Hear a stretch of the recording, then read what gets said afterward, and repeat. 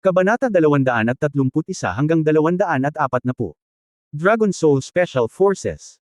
Matapos ilabas ni Yang Yiyo ang kanyang espiritual na kamalayan, umabot ito sa 27 metro, at ang saklaw ng espiritual na kamalayan ay tumaas din ng 3 beses.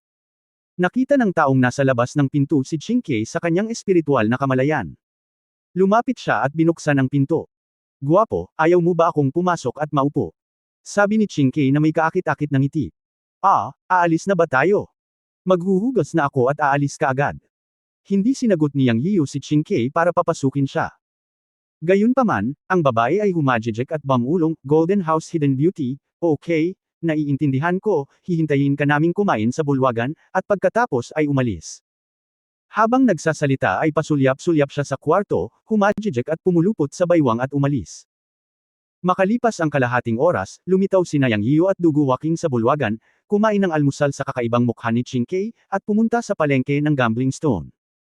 Dahil pinilit ni Yang Yiyo na pumunta, ang pangkat na pinamumunuan ni Chinkei ay maaari lamang ayusin hanggat maaari upang matiyak ang paglalakbay na ito.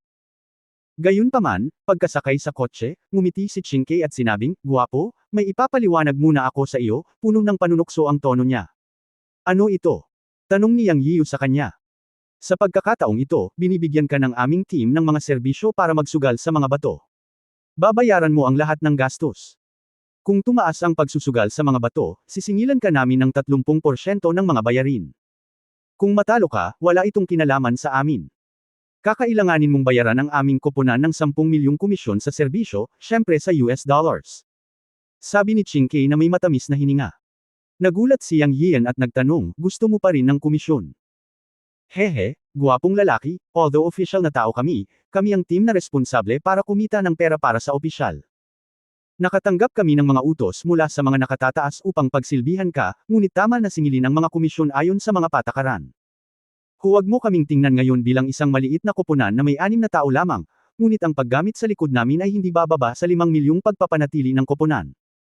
Hindi sinabi ng mga nakatataas na hindi namin kayo mesenhil ng mga komisyon. Huwag mag-alala, ang bawat sentimo na ating kinikita ay ginagamit sa talam, para sa kapakanan ng bansang Gyusho, kumikita tayo ng mga komisyon sa dugo at pawis. Kung ayaw mong bayaran ang komisyon na ito, maaari kang magulat sa mga nakatataas para ma-exempt ito." Nagniningning ang mga mata ni Chinkei nang magsalita siya, at nakangiting naghihintay ng sagot ni Yang Yiyan. Hindi naniwala si Yang Yiyan sa mga salita ni Chinkei at kinusot niya ang kanyang mga mata at sinabing, "Chinkei, masisiguro mo ba na ang bawat salitang sinasabi mo ay totoo?" Pagtatayo ng pambansang depensa. Ang sombrerong ito ay hindi madaling isuot. Sa sandaling ito, medyo naiinis si Yang Yiyan kay Chinkei sa kanyang puso. Kung maglakas loob siyang gamitin ang pamamaraang ito para kumita ng pera, hindi siya magiging magalang sa kanya. Maaari rin niyang kausapin siya ng direkta tungkol sa deal. Bakit dapat niyang isuot ang sombrero ng pambansang pagtatanggol? Pagkatapos ay tinitigan siya ni Chinkei bawat salita ng may malinaw na mga mata at walang takot sa mga mata ni Yang Yiyo, na nagsasabing, "Ginagaranti ako sa pamamagitan ng deklarasyon noong sumali ako sa party, ng mga kasamahan na tahimik na nagsakripisyo sa ibang bansa, at ng 5 star na pulang bandila, ang bawat salitang sinabi ko ay totoo." Maaari kang tumawag at magtanong. Sa ilang kadahilanan, naramdaman ni Yang Yiyo na hindi siya nagsisinungaling o nanlilinlang, dahil ang kanyang mga mata ay masyadong malinaw at transparent kapag siya ay nagsasalita, nang walang anumang ripples. Ang mga mata ay mga bintana ng kaluluwa. Sa mata ng isang cultivator tulad ni Yang Yiyo, kung ang mga salita ni Chinkei ay puno ng tubig, makikita niya ito. Kaya naniwala si Yang Yiyo sa kanya at hindi niya tatawagan si Wang Masheng para magtanong. Wala siyang pakialam sa komisyon, ngunit ang katotohanan ng mga salita ni Chinkei. Kung talagang kumikita sila para sa pagtatayo ng pambansang depensa, maaaring kumuha pa si Yang Yiyo ng mas maraming pera.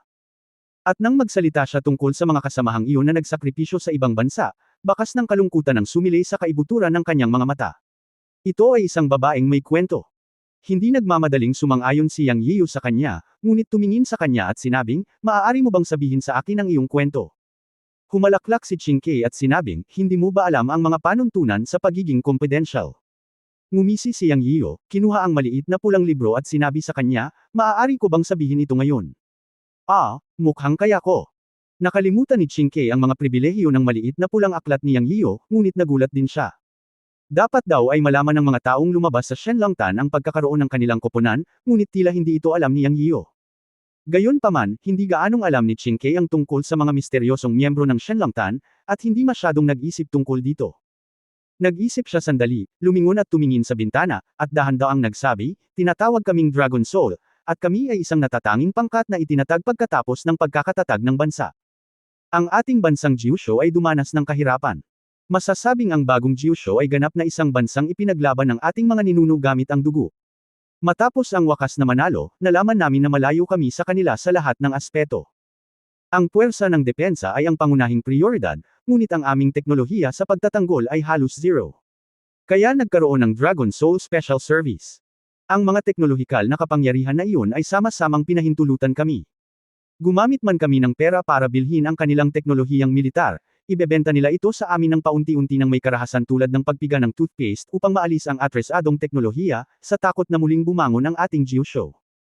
Ang lahat ay dahil kailangan natin ng teknolohiya sa iba't ibang larangan, kaya lahat ng nasa ating Dragon Soul Special Service ay naging isang negosyante. Kumikita tayo para mabili ang teknolohiyang mabibili natin, at kung hindi natin ito mabibili. Kung mayroong isang proyekto sa teknolohiya na kulang sa pera para sa pananaliksik at pagpapaunlad, pupunta tayo upang kumita ng pera. Pagkalipas ng mga dekada, ngayon ang teknolohiya ng ating bansa ay nakatayo na sa mga makapangyarihang bansa sa mundo, at nalampasan pa ang mga bansa sa unang antas ng mundo sa ilang lugar, na nangunguna sa mundo. Ang nakaw na sasakyang panghimpapawid na dating mayabang na lumitaw sa ating himpapawid ay hindi na ng ahas na lumitaw sa pintuan ng ating himpapawid. Ang sistema ng anti-stealth network na itinatag ng Kyushu Quantum Radar ay sapat na upang hindi maitago ang mga stealth fighter gaya ng American B-2 at F-22. Nakabuo ang Kyushu ng radar na makakadetect ng stealth aircraft 76 na kilometro ang layo. Napakalakas din ng hukbong dagat ni Kyushu. Hindi tayo natatakot na harapin ang hukbong pandagat ng alinmang bansa sa mundo ngayon. Ang tatlong pangunahing fleets ng Kyushu ay may higit sa 700 mga barko sa ibabaw at kinokontrol ang unang chain ng isla.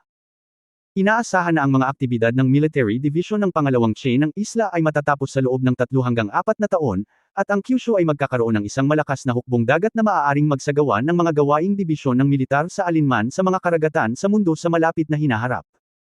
At ang ating Land Overlord na si Dongfang 41 ay may hanay na higit sa 14,000 kilometro, na maaaring tumama sa anumang punto sa Estados Unidos mula sa anumang punto sa Kyushu, sa kabila ng karagatan, hindi pa banggitin ang bansa nito. Sa isang pagsubok na paglulunsad ng Dongfang 41, ang warhead ay sumasakop sa isang lugar na 125,000 square kilometers. Gaano kalaki ang mga kabisera ng ilang dayuhang bansa? Ito ay mas mababa sa 180 square kilometers, at kahit ilang maliliit na lugar ay hindi sapat. Ang pag-usbong ng mga pambansang teknolohiya sa pagtatanggol na ito ay masasabing may mga anino ng ating mga miyembro ng Dragon Soul. Naniniwala ako na ang sinumang nakakakita ng ganitong uri ng kapangyarihan at gustong pukawin at hamakin ang aking Jiusho tulad ng ginawa nila ilang dekada na ang nakalipas ay dapat mag-isip muli. Ito kami ang Dragon Soul Special Service Team. May mga sinaunang mandirigma, mga nagising na tao, at mga ordinaryong tao sa pangkat.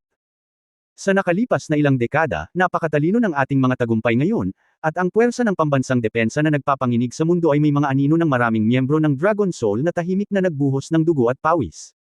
Nang matapos magsalita si Ching Kei, 2 linya ng luha ang bumagsak sa kanyang mukha. Ngunit si Yang Yiyo ay nanginginig sa buong katawan, sa tuwa at kalungkutan. Bagamat mahinahong nagsalita si Ching Kei, naiisip niya ang mga paghihirap na kasangkot. Bilang miyembro ng bansang Jiusho, ipinagmamalaki ni Yang Yiyo, at kasabay nito ay hinangaan niya si Ching Kei at ang iba pa, at ang mga miyembro ng Dragon Soul. Siya huminga ng malalim at sinabing, ipinapangako ko na ang bawat sentimo na kikitain ko sa pagkakataong ito ay ibibigay sa iyo. Humalaklak si Ching Kei at sinabing, hindi sa akin, kundi sa bansang Jiusho at sa iyong sarili, pero paano kung mawala sa iyo ang lahat maliban sa iyong damit na panloob? Tapos ibibigay ko sa iyo ang underwear ko. Hehe, mas mabuting itago mo ang damit na panloob, kung hindi.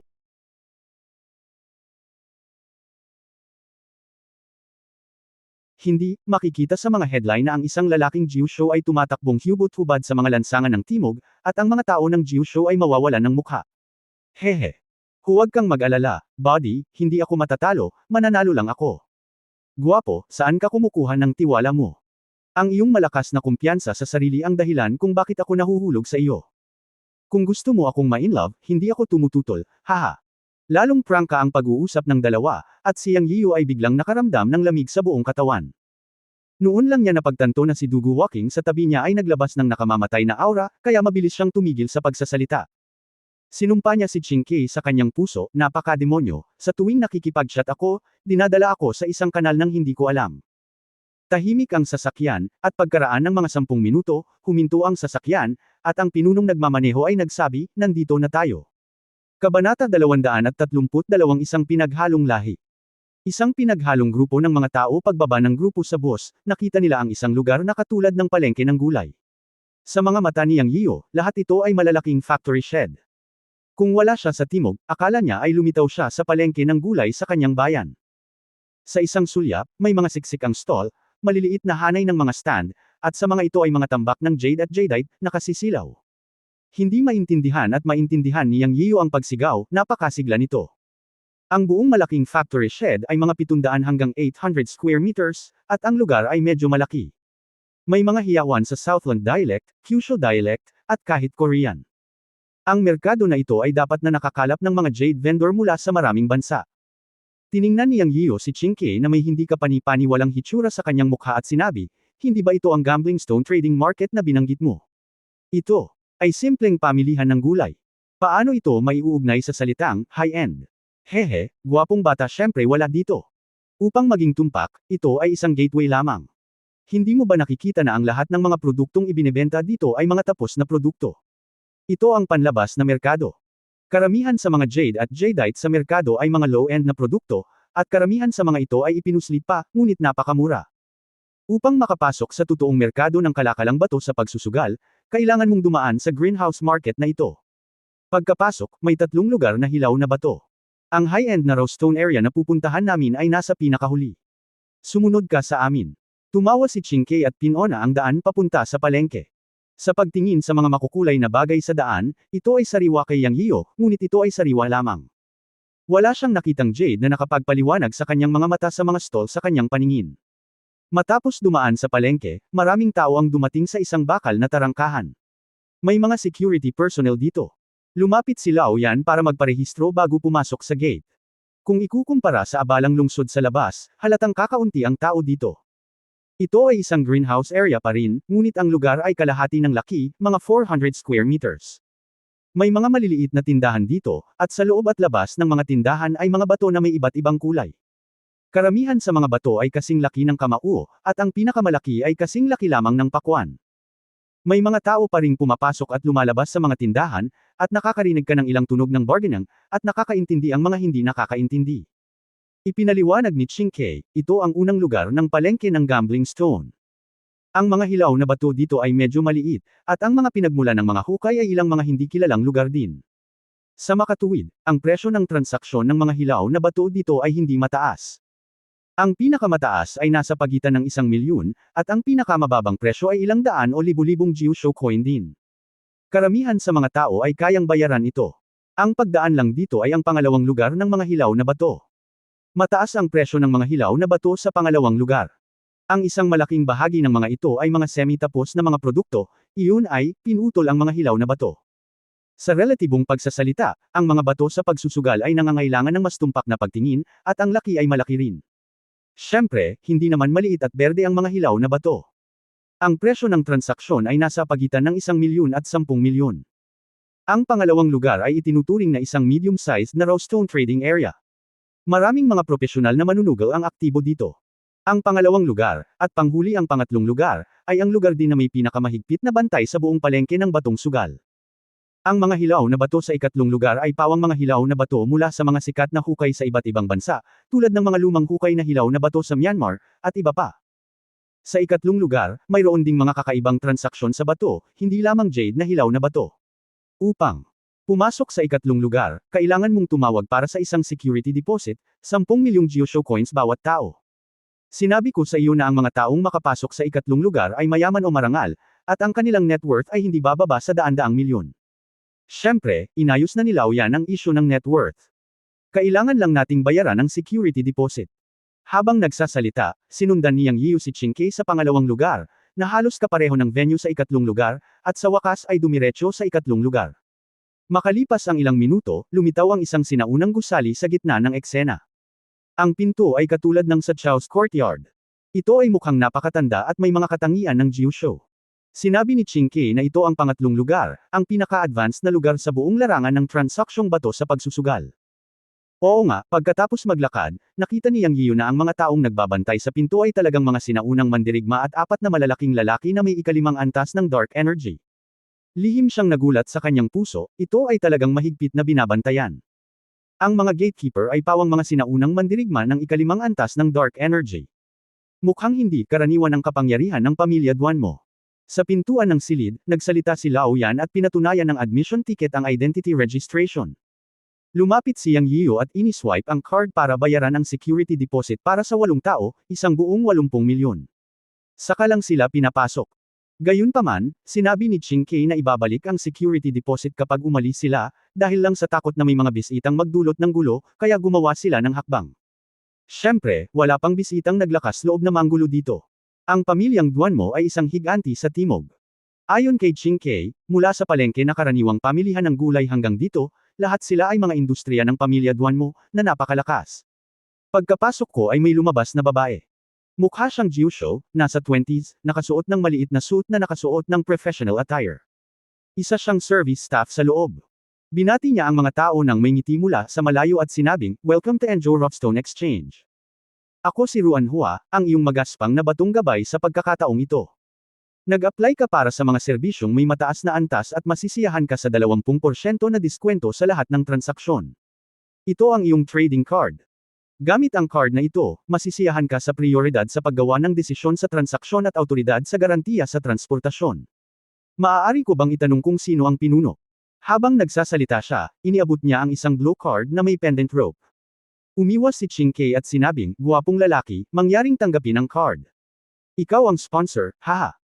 Inabot ni Yang Yian ang card, isinabot ito sa kanyang leeg, at ngumiti sa magandang service girl, "Miss Ruan, sinabi mo bang ma-enjoy ko ang 20% discount sa mga magaspang na bato gamit ang card na ito?" "Oo, sir, at ang gastos sa transportasyon pagkatapos bumili ng mga magaspang na bato ay magkakaroon din ng 20% na diskwento, at ang pangkat ng transportasyon ay unang ayusin." Sabi ni Ruan Hua na may propesyonal na ngiti. "Hehe, may magandang bagay, hindi masama." Ngumisi si Yang Yian. Sa oras na ito, sinabi ni Ching Kei, "Guwapong lalaki, kailangan kong ipaalala sa iyo na ang card na ito ay isang serbisyong binili sa halagang 1 milyon. Gayon din. Ayon sa mga patakaran ng pagsusugal sa mga bato, kailangan mong bigyan ng tip ang magandang babae ngayon." "Ah, may ganyang rule. Pagkatapos ay huwag gamitin ang card na ito. Bakit mag-aaksaya ng pera?" Sinabi ni Yang Yiu kay Ching Kei na nakadilat ang mga mata. "Pwede bang maging mas mapagbigay ka? Gamit ang card na ito, kung ikaw at ang iba ay gusto mo ng magaspang na bato sa parehong oras, ang may card ay may prioridad." Napangiti si Ching Kei. "Paano kung ang parehong partido ay may card?" Tanong ni Yang Yiu. "Kung gayon ang sinumang unang nakakita o nakamarka nito ay makakakuha nito." Sa oras na ito, nagpaliwanag ang gabay sa tabi niya. "Nagmamarka. Ano ba yan?" Medyo nalito si Yang Yiu. "Mukhang maraming trick dito. Sir, ang pagmamarka ay nangangahulugan na kapag tumingin ka sa isang magaspang na bato, maaari mong hilingin sa gabay na i-scan muna ang numero ng magaspang na bato upang makuha ang prioridad na bilhin ito." Nakangiting paliwanag ng gabay na si Ruan Hua.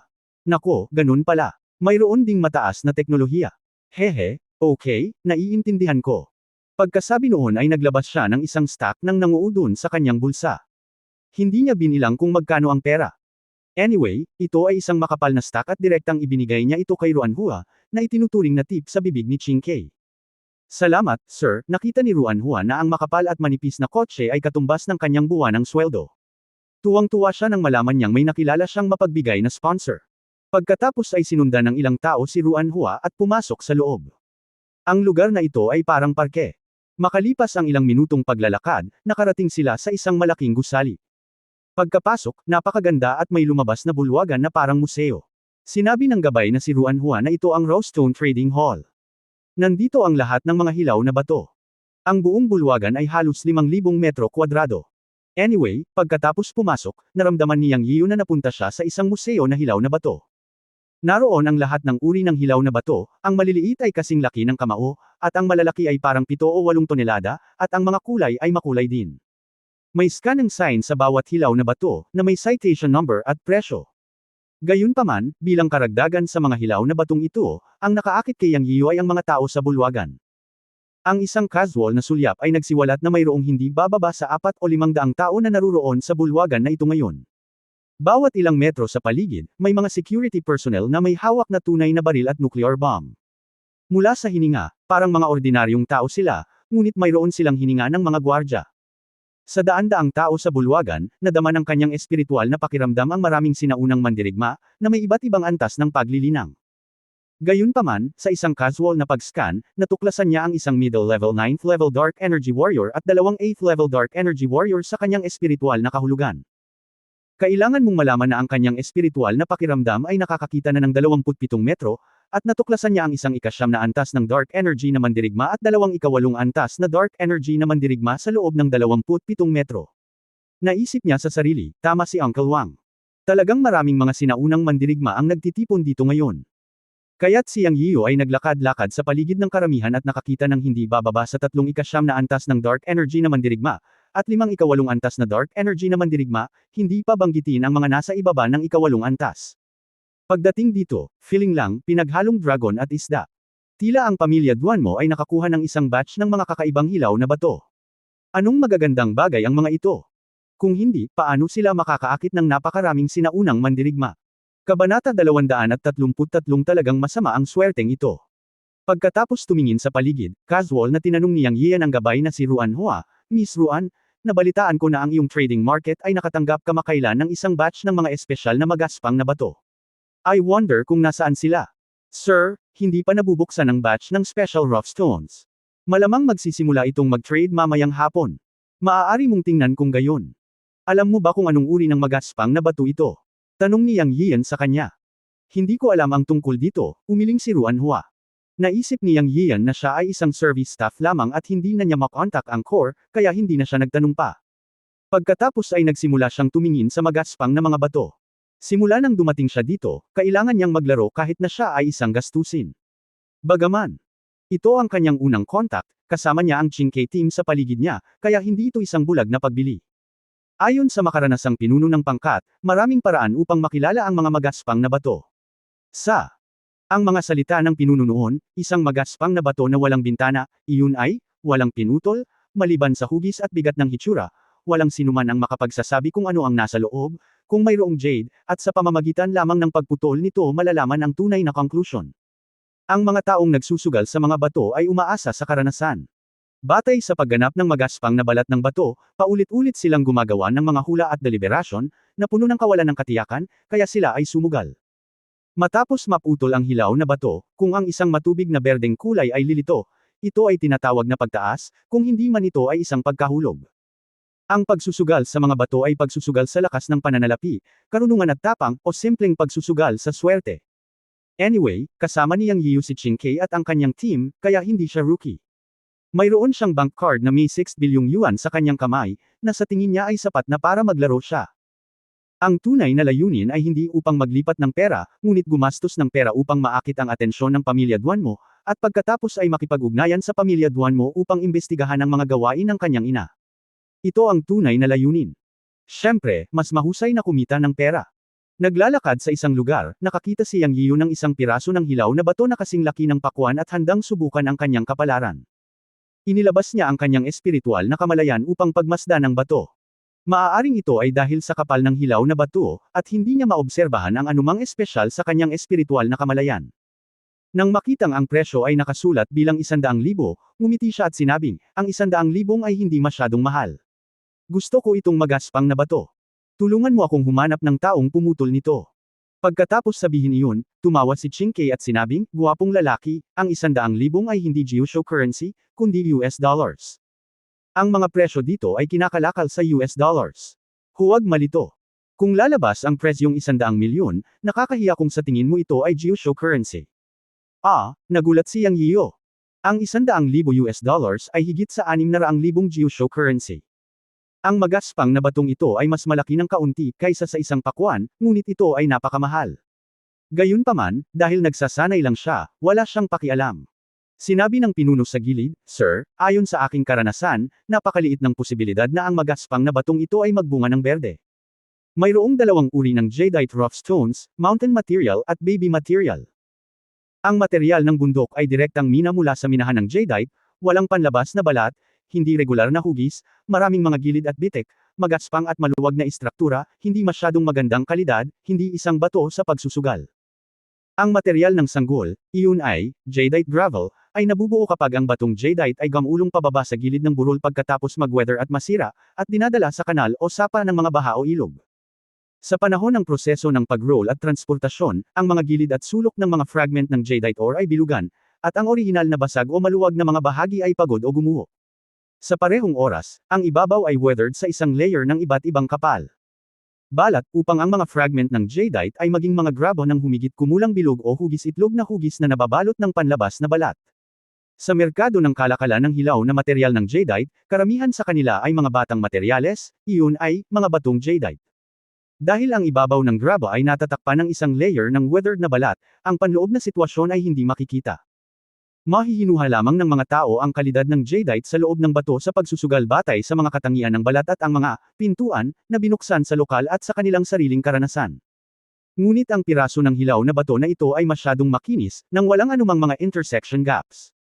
Mukhang hindi seed material o mountain material. May isang maliit na gilid, kaya pakiramdam ko ay may maliit na pagkakataon na maging berde. Paano ang tungkol sa pagpapalit ng isang piraso upang subukan? Bilang master ng raw stone identification sa team, nagbigay ng opinyon ang pinuno. Ngunit sinusubukan niyang Yian ang kanyang kapalaran. Anyway, walang nang ahas na garantiya kung ano ang nasa loob. Kinaweyan niya ang kanyang kamay at sinabing, huwag mong palitan, ito na lang. Susubukan ko ang swerte ko.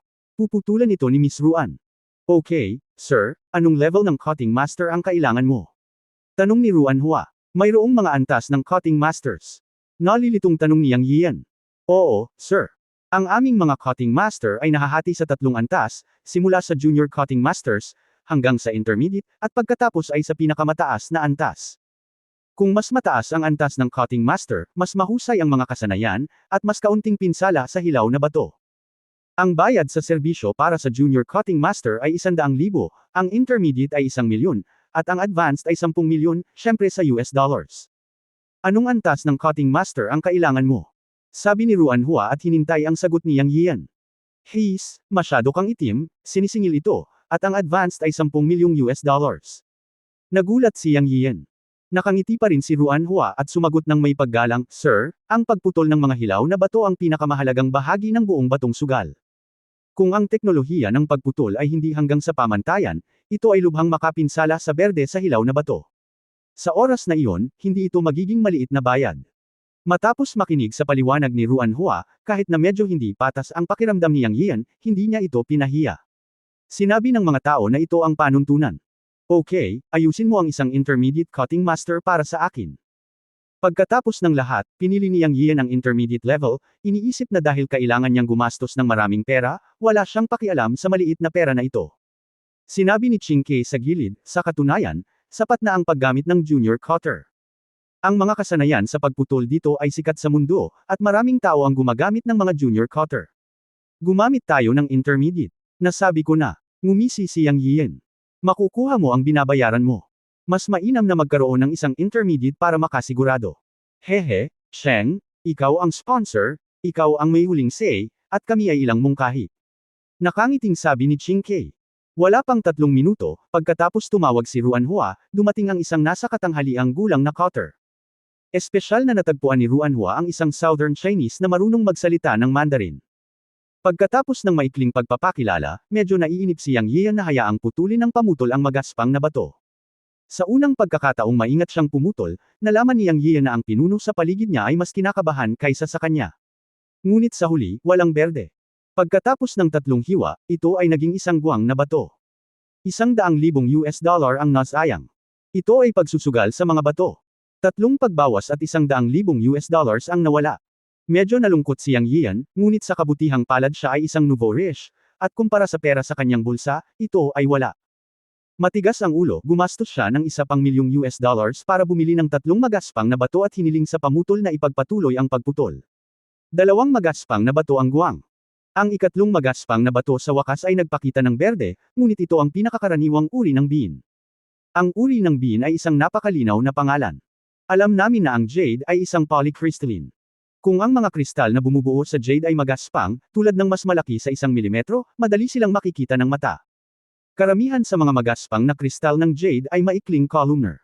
Kapag ang mga hangganan ng mga maiikling columnar na kristal na ito ay napakalinaw, ang mga ito ay parang berdeng beans, kaya tinawag silang bean type.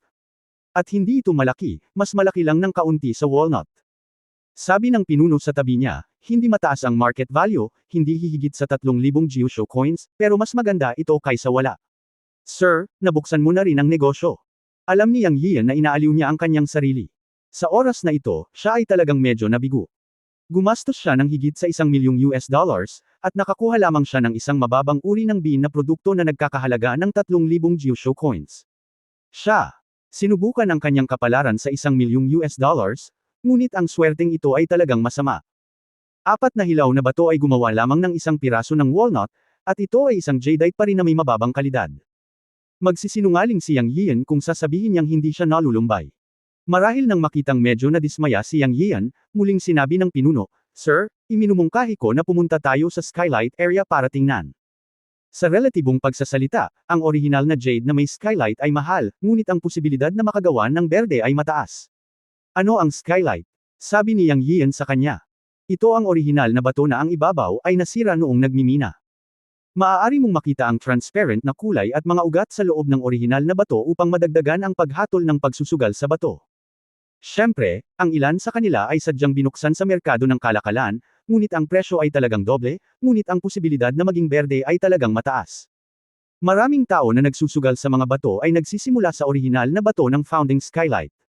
Bakit hindi ka pumunta at tingnan? Tanong ng pinuno. Naramdaman ni Yang Yian na tama siya, at pagkatapos magbayad ng matrikula, dapat din niyang pakinggan ang payo ng Chinkei team, kaya tumanggaw siya at sinabing, okay, let's go and buy the founding skylight.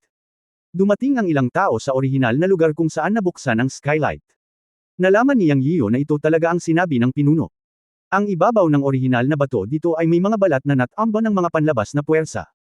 Maaari mong makita ang kulay at mga ugat ng orihinal na bato sa loob, at ang ilan ay maaaring makakita ng kaunting berdeng nakalabas sa labas. Ngunit ang presyo ay napakamahal. Tiningnan ko ang pinakamaliit na orihinal na bato sa paligid ko, at may presyo din itong $200,000. Kabanata 234 ang alibughang Nobototh. Ang mga hilaw na bato sa lugar ng skylight ay inilagay sa sahig ng bulwagan, at ang mga hanay ay nakaunat sa malayo. Ang bilang ng mga taong nanunood ay ang pinakamarami sa buong bulwagan. Papasok pa lang siya sa loob para tingnan, may narinig siyang usapan. Naglakas loob ka bang bilhin ito, Mr. Liu? Malaki ang pagkakataon na ang hilaw na bato ay magiging berde. Tingnan natin. Ang 5,000,000 ay hindi maliit na bilang, ngunit mula sa ibabaw, ito ay talagang berde at ito ay isang top grade na uri ng yelo, ngunit maaaring hindi ito kalakihan. Siguro medyo nalantad lang ito sa bintana. Narinig niya ang tungkol sa uri ng yelo, narinig niya ang pinuno na nag-usap tungkol dito, ngunit hindi niya ito nakita. Dahil sa pag-usisa, handa siyang pumunta at tingnan. Pero, pagtalikod niya ay hindi niya pinansin ang mga paa niya. Muntik na siyang madapa ng isang mahabang kulay abong hilaw na bato. Nawalan siya ng balanse at hindi napigil ang kumapit sa hilaw na bato. Isang eksenang hindi niya inaasahan ang lumitaw. Nang mailagay ang kanyang kamay sa hilaw na bato, talagang naramdaman niya ang mahinang espiritual na pagbabago na nagmumula sa loob. Ito ang nagpakilos sa puso ni Yang Yian, at pagkatapos bumangon, ang kanyang mga mata ay nasa mahabang hilaw na bato. Wala siyang nakitang kakaiba sa mga naunang magaspang na bato, ngunit ngayon ay nakaramdam siya ng mahinang pagbabago-bago ng espiritual na enerhiya nang hawakan niya ang magaspang na batong ito gamit ang kanyang kamay. Siya agad na ginamit ang kanyang espiritual na kamalayan upang galugarin at makahanap ng kakaiba sa magaspang na batong ito. Sa kanyang espiritual na kamalayan, nakita niya talaga ang isang batong jade na kasing laki ng kamao ng isang sanggol sa loob ng magaspang na bato, at ito ay kulay itim, na may mahinang espiritual na enerhiya na nagmumula rito. Ito ay talagang nagpasaya kay Yang Yian. Naisip niya na ang kapangyarihan ng espiritual na kamalayan ay walang epekto sa magaspang na mga bato, ngunit ngayon ay natagpuan niya na ito ay dahil sa walang jade sa loob ng magaspang na mga bato na naputol noon. At ang mahabang magaspang na batong ito ay may jade, kaya naman nagkaroon ng mahinang pagbabago-bago ng espiritual na enerhiya. Ang unang naisip ni Yang Yian sa kanyang isipan ay espiritual na bato. Ngunit mula sa induction, ito ay hindi espiritual na kamalayan, at walang malaking espiritual na enerhiya sa espiritual na bato. Ang espiritual na enerhiya ng Jade Stone sa loob ng magaspang na batong ito ay mas mababa sa kalahati o 1/3 ng espiritual na enerhiya ng mababang uri ng espiritual na bato. Mukhang semi-tapos na espiritual na bato. Bulong niya sa kanyang puso. Sa anumang kaso, sa wakas ay natuklasan ni Yang Yian ang kahangahangang paggamit ng espiritual na kamalayan at sa wakas ay naramdaman ang isang magaspang na bato na may jade. Kumusta po kayo, sir? Lumapit si Dugu Walking para tulungan siya. Sanay pa rin siyang tawagin siyang sir. Hehe, okay lang. Magaling ako sa abot ng aking makakaya. Ngumisi si Yang Yian. Hindi siya matatalo kung makakahanap siya ng paraan upang makilala ang mga magaspang na bato. Kung nakakita siya ng maraming magaspang na bato at nakakita ng jade, magiging mahirap na hindi maakit ang atensyon ng pamilya Duanmo. Naniniwala akong automatic na mahahanap nila siya. Pagkatapos ay sinabi niya kay Ruan Hua, Miss Ruan, markahan mo ang magaspang na batong ito para sa akin. Pagkatapos noon, hindi na niya pinansin ang iba at nagpatuloy sa paglalakad sa gitna ng mga magaspang na bato. Sa mga mata ng iba, si Yang Yian ay tila medyo baliw sa sandaling ito. Lumakad siya at huminto, kumatok sa magaspang na batong nadaanan niya, pumikit sandali, at pagkatapos ay may kinang sa kanyang mga mata, at pagkatapos ay hiniling sa gabay na markahan at bilhin ang mga ito. Makalipas ang kalahating oras, bumili si Yang Yian ng 10 magaspang na bato na may iba't ibang laki, at hindi niya pinakinggan ang pag-aalinlangan ng pangkat ng Qingke. Tiningnan niya ang mga magaspang na bato at minarkahan ang mga ito para bilhin. Siyempre, hindi pa rin siya tumigil sa oras na ito at nagpatuloy sa pagbili. Ang hakbang ni Yang Yian ay nakakuha ng atensyon ng maraming tao sa larangan. Dahil ang halaga ng transaksyon ng mga hilaw na bato na kanyang binili ay umabot na sa 200 milyong US dollars. Hindi ito pinansin ni Yang Yiu at patuloy na ginamit ang kanyang tunay na enerhiya at espiritual na kamalayan upang makita kung mayroong jade sa mga hilaw na bato. Ang haba ng isang hilera ng mga hilaw na bato ay 500 metro. Nagpabalik-balik si Yang Yiu at tumingin sa libu-libong hilaw na bato, ngunit natagpuan niya ang 18 sa mga ito na may jade. Ang 18 hilaw na bato na may iba't ibang laki ay ang mga naramdaman niya na may espiritual na pagbabago. Sa madaling salita, mayroong jade sa 18 hilaw na batong ito. Ang kabuuang halaga ng pagbili ay umabot sa 800 milyong US dollars, katumbas ng higit sa 5 bilyong Jiusho coins, at ang pera sa bundok ay halos ginastos. Saka lang siya tumigil. Ngunit narinig niya ang boses ng maraming tao na nag-uusap. Sabi ng isang binata, "Oh my God, saan nanggaling ang mayamang lalaking ito?" Napakatapang niya. May nag-echo agad, di ba totoo? Nagsusugal siya ng 800 milyong US dollars sa mga hilaw na bato sa isang pagkakataon. Ang taong ito ay hindi isang ordinaryong tao. Malaking sugal, malaking sugal. Sinira niya ang record ng transaksyon ng merkado ng kalakalan ng bato sa pagsusugal ng Enjo. Naalala ko na 10 taon na ang nakalilipas, may isang malaking customer na bumili ng hilaw na bato na may halaga ng transaksyon na 400 milyong US dollars. Dinobol talaga ng batang ito. Sok, makikita mo sa isang sulyap na isa siyang alibughang anak ng ilang pamilya. Paano siya makakasugal ng ganito sa mga sugal na bato? Parang pumitas ng repolyo. I guess tatalo ng batang ito sa building dahil sa pagkatalo. Tama na yan. Kahit gaano pa siya kayaman, ang alibughang ito ay hindi makayanan ang paghagis. Baka kahit isang berdeng bato ay hindi lalabas.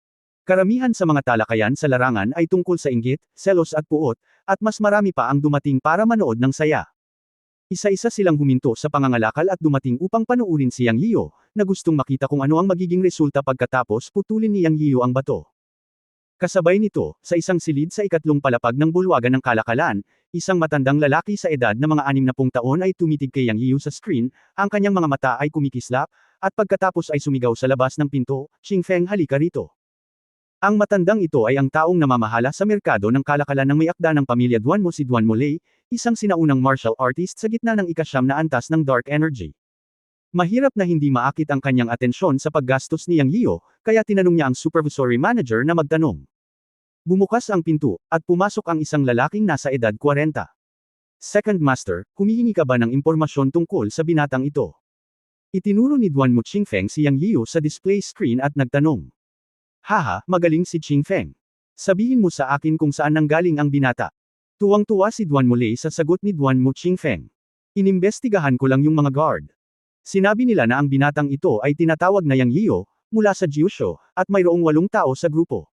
Walang gaanong iba pang impormasyon. Siya ay dapat na isang matigas ang ulo mula sa isang pamilya sa mainland. Mukhang ito ang unang beses niyang sumugal sa mga bato. Nandito siya para gumastos ng pera sa lalong madaling panahon. Sagot ni Duanmo Qingfeng. Dahil siya ay taga-Jiusho, dapat mo siyang alagaan ngayon. Kung tutuusin, pareho tayo ng pinagmulan. Medyo marami na ang mga halimaw at demonyong dumating nitong mga nakaraang araw. Bigyan ang kabataang ito na nagngangalang Yang Yiu ng babala na iwasang manakawan. Ito ay isinasaalang-alang na bumili sa kanya. Nag-isip sandali si Duan Muley at nagturo. Pangalawang guro, huwag mag-alala. Pupunta ako at makikita ko ito mamaya. Masyado akong abala upang makita kung ito ay isang matigas ang ulo na tao. Nag-trade siya ng 800 milyong US dollars sa isang pagkakataon, na isang malaking kita para sa amin. Ang mga mata ni Duan Mu Qingfeng ay kumislap ng tuso. Sige, sige. Huwag mag-alala tungkol sa lason ngayon. Personal na darating dito ang padre de pamilya. Huwag gumawa ng anumang mga pagkakamali. Manatiling malapitan ang mga tao mula sa ilang sangay ng demonic path. Hindi na siniseryoso ng mga taong ito ang aming pamilya Duan Mo mula nang pumanaw ang aming ninuno. Ang batch ng mga natatanging fossil na ipinadala mula sa Myanmar ay nagputol ng mga kalahating kristal na may enerhiya. Ang mga taong ito ay narito para dito. Magsisimula ang auction sa hapon. Sabi ng padre de pamilya, kung direct on the spot ang auction, magkakagulo sa oras na iyon. Dapat tayong magmadali at bitawan.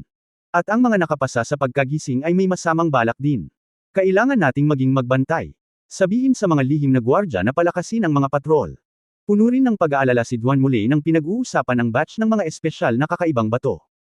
Siya ang orihinal na lulunukin ang mga ito, ngunit pagkatapos na matarget ng maraming sinaunang martial arts forces, kailangan niyang i-auction ang ilan sa mga ito, kung hindi, ang pamilya Duan Mo ay hindi magkakaroon ng kapayapaan. Ito ang dahilan kung bakit personal na narito ang padre de pamilya. Oo, aayusin ko kaagad. Sumagot si Duan Mu Qingfeng at lumabas ng silid. Hindi alam ni Yang Yian na ang kanyang aksyon ay matagumpay na nakakuha ng atensyon ng pamilya Duan Mo. Sa oras na ito, pinipili niya ang tatlong pinakamalaki at pinakamahal na magaspang na bato mula sa nakasimangot na mukha ni Qingke at ng iba pa, at handa siyang putulin ang mga ito upang makita kung ano ang nasa loob. Ang unang magaspang na bato ay 3 metro ang taas at may presyong 80 milyong US dollars. Ang bahaging may skylight ay nagsiwalat ng puwang na kasing laki ng palad. Napakalinaw nito sa loob, na may mahinang liwanag. Ang pangalawang magaspang na bato ay 110 milyon, ang laki lamang ng isang gilingang bato. Ang pangatlo ay ang pinakamaliit sa kanila, ngunit ang pinakamahal din, 180 milyong US dollars. Hiniling ni Yang Yian kay Ruanhua na tumawag ng 3 cutting master para tumulong. Masyadong malaki ang magaspang na bato at naisip niyang napakabagal nitong putulin. Hiniling din niya kay Ruanhua na tulungan siyang maghanap ng cutting machine at naghanda na gawin ito mismo. Nagdulot ng tawanan ang lahat ng nasa field sa kanyang aksyon. Maging ang pinuno ay nagsabi na kung hahayaan niyang gawin ito ng profesional na cutting master, masisira niya ang magaspang na bato. Bilang tugon, ngumiti si Yang Yian at sinabing, huwag kang mag-alala, alam ko ang aking limitasyon. Pagkatapos noon, siya ang unang nagsimulang mag-cut, at ang unang hiwa ay naging dahilan upang tumawa ang lahat sa field. Sa mata ng lahat, si Yang Yiu ay isang talunan sa industriya ng pagsusugal. Ang unang hiwa ni Yang Yiu ay direktang nasa gitna ng orihinal na bato, at ito ay napakagaspang. Sa mata ng lahat, ang paraan ng pagputol ni Yang Yiu, kahit na may berde sa loob ng orihinal na bato, ito ay masisira.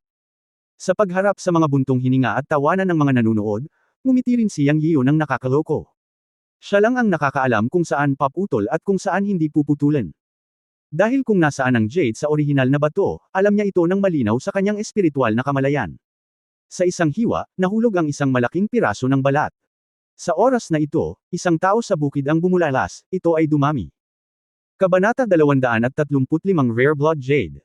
Napakaswerte ng lalaking ito. Ang unang pagbawas ay maaari talagang tumaas ang halaga. Mukhang hindi ito maliit. Oo, kulay pula. Iniisip ko kung anong uri ito. Malalaman mo pagkatapos mong makita ito.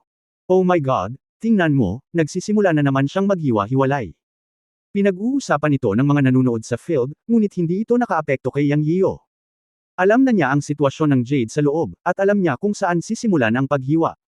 Inutusan din niya ang 3 cutting masters na gawin ang lahat. Ngayon ay naghihiwa siya ng magaspang na bato na kasing laki ng grinding disc, na nagkakahalaga ng 110 milyon. Kahit na nakikita ni Yang Yiu ang jade sa magaspang na bato sa kanyang espiritual na kahulugan, hindi niya matansya ang halaga ng jade. Kapag pumipili ng magaspang na bato, pinili niya ito ayon sa lakas ng espiritual na enerhiya sa magaspang na bato. Ang magaspang na batong pinuputol niya ngayon ay itinuturing na may medyo malakas na espiritual na enerhiya sa 18 magaspang na bato na pinili niya. Ipagpatuloy ang pagputol.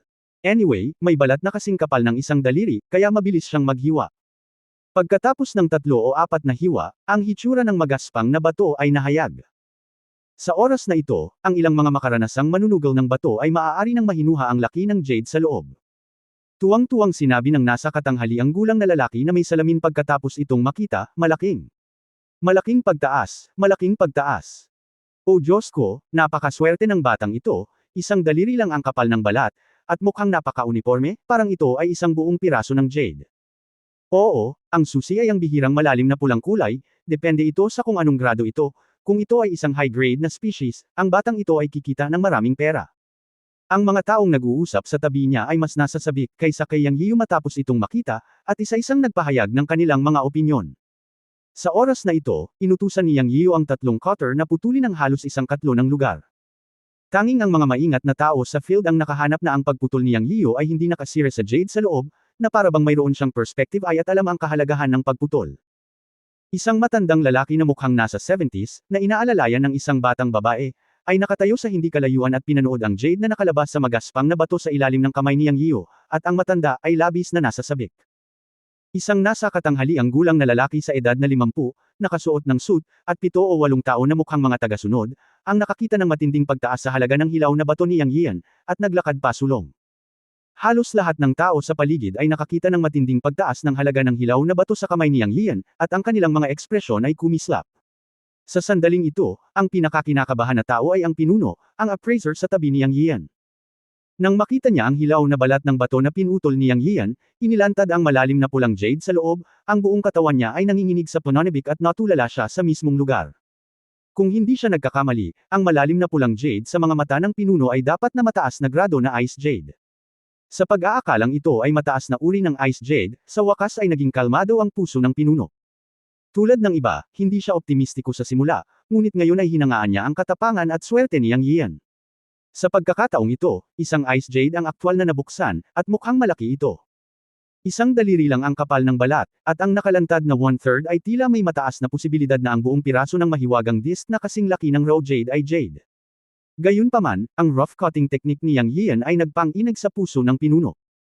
Siya ay labis na nag-aalala na kung si Yang Yian ay hindi sinasadyang maputol ang jadeite, ang halaga ng buong piraso ng jadeite ay lubos na mapababa ang halaga.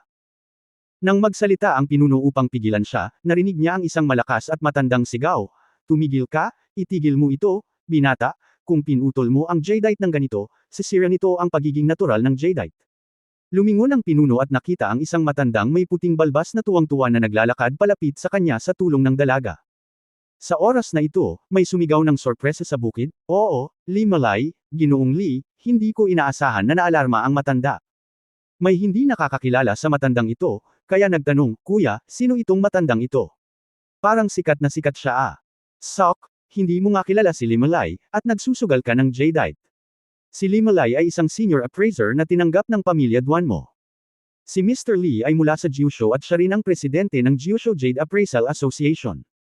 Isa siyang top jade appraiser sa loob at labas ng bansa. So ayun, to be honest, first time kong magsugal ng jadeite. Sumama ako sa mga kaibigan ko at hindi talaga ako pamilyar dito. Nanginginig ang pinuno nang marinig ang sinabi ng katabi. Bilang isang tao sa bilog, siya rin ay isang appraiser. Natural, kilala niya si Li Malay, ngunit hindi pa niya ito nakikilala. Sa pagkakataong ito ay nakita na niya ang totoong tao, at alam din niyang tama ang sinabi ng taong kanina lang. Si Li Malay ay talagang isang nangungunang eksperto sa pagtatasa sa industriya ng jadeite. Ang jadeite na na-appraise niya ay katumbas ng pagkakaroon ng national certificate. Gayunpaman, bihirang tasahin ni Li Malay ang jadeite para sa isang partikular na individual. Ngayon ay tila ang jadeite na binuksan ni Yang Yian ay walang alinlangan na isang mataas na uri ng yelo, kung hindi ay hindi maaakit si Li Malay. Nang marinig ni Yang Yian ang sigaw, hindi niya namamalayan na huminto at tumangala. Nakita niya ang isang matandang lalaki sa edad na 70, na naglalakad palapit sa kanya na may nag-aalala at nasa sabik na mga mata. Sigurado siyang sinisigawan siya ng matanda na huminto. "Anong problema, matanda?" tanong ni Yang Yian. "Binata, maaari mo bang hayaan akong makita ang iyong jadeite?" Si Li Malay ay nanatiling nakatutok sa matingkad na pulang jadeite habang nagsasalita, at hindi man lang tumingin kay Yang Yian. Hindi alam ni Yang Yian na ang matandang ito ay si Li Malay, isang jadeite appraiser na kilala sa loob at labas ng bansa. Ngumisi siya at sinabing, "Pero hindi pa ako tapos mag-cutting. Matanda, mangyaring maghintay ng ilang sandali. Ipapakita ko sa iyo pagkatapos kong mag-cut." Ang kanyang sagot ay nagpabagsak sa mga mata ng ilang tao sa paligid na nakakakilala kay Li Malay sa lupa. Tinaya ni Li Malay, "Li Laobay, ang jadeite para sa iyo, at hinayaan mo talaga siyang maghintay." Sa oras na ito, ang pinuno ay balisa. Alam niyang hindi pamilyar si Yang Yian sa sugal na batong bilog at hindi niya alam kung sino si Li Malay. Mabilis niyang sinabi kay Yang Yian ang tungkol sa pagkakakilanlan ni Li Malay. Noon lamang napagtanto ni Yang Yian na ang matandang ito ang nangungunang figure sa industriya ng Jade. Tila kaya niya siyang tingnan, hehe. I'm sorry, Mr. Lee, hindi kita kilala. Sheng, tingnan mo, puputulan ko mamaya. Iminuwestern ni Yang Yian si Li Malay. Taliwas sa inaasahan ni Yang Yian, hindi man lang nagalit si Li Malay, ngunit humihingi ng paumanhin, binata, hiniling ko sa akin na huminto dahil ang jade na iyong pinaputok ay mukhang isang mataas na uri ng ice jade, at ito ay isang bihirang blood jade, na napakabihirang. Walang maraming blood jade sa kasaysayan ng buong industriya ng jade. Bilang karagdagan, pinutol mo ito ng kaunti, at natatakot ako na sirain ito ang pagiging natural ng jade.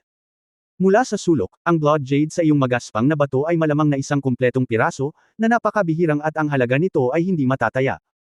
Bahagyang natuwa si Yang Yian nang marinig niya ito, at bahagyang ngumiti at sinabi, kung gayon Cheng Li, pakisuyong tingnan mo muna, magiging malumanay ako mamaya. Sabi nga ni Zui Shang, pero sa loob-loob niya ay sinabi niyang kapatid niya ang jade, hindi mahalaga kung maputol man ito. Sa katunayan, sa puso ni Yang Yian, hindi niya itinuring ang jade bilang jade, ngunit bilang isang semi-tapos na espiritual na bato. Ano? Hindi niya itinatangi ang halaga ng pera ng jade, ngunit ang espiritual na enerhiya sa loob. Bagaman ang espiritual na enerhiya sa jade ay hindi kasing dami ng sa espiritual na bato, maaari itong gamitin para sa Yang Yian na sumipsip at maglinang, at maaari itong magamit upang mag-set up ng mga porma sayon. Ito ay isang napakagandang materyal. Kaya naman, naisip niya na hindi mahalaga kung ito ay pinutol ng masama. Ngunit ang hindi alam ni Yang Yian ay hindi ito mahalaga sa kanya, ngunit kay Li Malay, isang dalubhasa na nag-aaral ng jade sa buong buhay niya, ito ay kabaligtaran. Bilang A. Senior Jade Appraiser, si Li Malay ay nagsuri ng hindi mabilang na mga jade, ngunit kakaunti ang mga mataas na antas at bihira. Ang may-ari ay isang uri ng paniniwala at kalungkutan, o kahit isang pakiramdam ng pagiging malungkot sa tuktok, kaya si Li Malay ay napakaseryoso nang makita niya ito. Matapos tapusin ang pakikipag-usap kay Yang Yian at makuha ang pag-aproba ni Yang Yian, kinuha ni Li Malay ang puting guwantes mula sa batang babae na tumulong sa kanya, isinuot ang kanyang presbyopet na mata, kumuha ng magnifying glass, at nagsimulang obserbahan ang jade. Sa oras na ito, ang mga taong nanunood sa paligid ay huminto sa pag-uusap, at walang nakagambala sa proseso ng pagtatasa ni Li Malay. Nais din nilang malaman ang halaga ng pambihirang pulang jade na ito.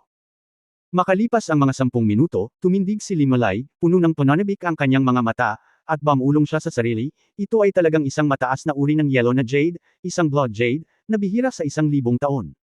Kung ito ay isang kumpletong piraso ng jade, ang halaga nito ay hindi matataya. Binabati kita, binata, tataas ito ng husto. Nang marinig ang mga salita ni Li Malay, natuwa rin si Yang Yian. Naunawaan din niya na sa mga salita ni Li Malay, tataas ng husto ang halaga ng jade na ito. Salamat, Mr. Lee. Haha, sige lang. Sulit para sa akin na makakita ng blood jade sa edad kong ito.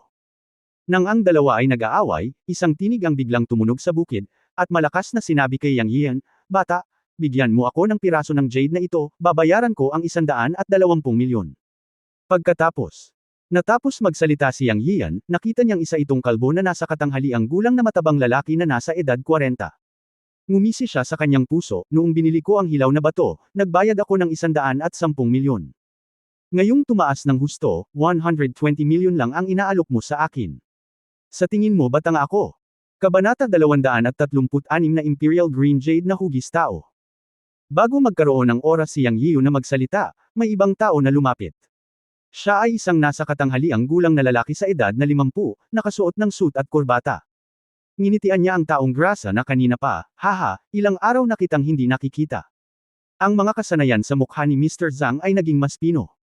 Binili ng mga tao ang mga hilaw na bato sa halagang 110 milyong yuan, at ngayong tumaas ang presyo, binigyan mo lamang sila ng dagdag na 10 milyong yuan. Napaka-generous mo talaga. Pagkatapos noon, ngumiti siya kay Yang Yian at sinabing, Kuya, ibigay mo sa akin. Mag-aalok ako ng 150 milyong yuan. Ikaw, Wang, ay hindi mas mahusay. Hindi ba't ang iyong pagkatao ay upang samantalahin ang anumang bargain? Humph! Binatukan pabalik ng kalbong matabang lalaki ang nasa katanghaliang gulang. Parang pamilyar ang dalawa sa isa't isa. Pagkatapos ay may isa pang boses na humihiling kay Yang Yian na lumipat. Kuya, galing tayo sa XX Jewelry Company. Mag-aalok ako ng 200 milyong yuan. Ito ay isang medyo taos pusong alok. Ang taong nag-alok ng 200 milyong yuan ay inaasahan ang sagot ni Yang Yiyo, ngunit sa oras na ito, isa pang boses ang tumunog sa field, boses ng isang babae.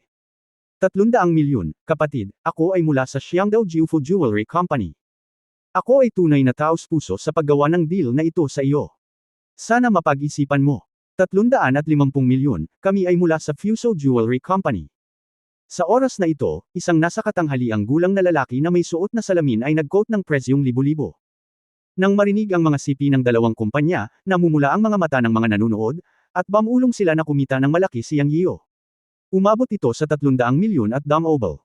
Sa huli, nag-alok ng 350 milyon ang taong Fuso, na tila nanag sa buong audience. Nagdulot ito ng pagmamalaki sa lalaking Fuso na may salamin. Tiningnan niya si Yang Yiyo nang may pagmamalaki at sinabing, "Sir, napakataas ng presyo ng aming kumpanya ng Fuso. Sana makagawa tayo ng deal at kumita ng malaki para sa iyo." Hindi pa nakakaabala si Yang Yiyo hanggang ngayon. Ngayon sa wakas ay nagkaroon na siya ng oras para magsalita. Pagtingin sa lalaking Fuso na may salamin ay ngumisi ito. Ang hitsura nitong Fuso na may 4 na mata na pulaka ay labis siyang nalungkot. Parang 350 milyon ang dami. Iniisip si Yang Yiyan na ayaw sa mga Fuso, tumingin siya sa kanya at sinabing, "Una, hindi ko sinabing gusto kong ibenta ito. Pangalawa, gustuhin ko mang ibenta, hindi ako makikipagnegosyo sa mga taga-Fuso. Bitawan mo ako. Gusto kong ipagpatuloy ang pagputol."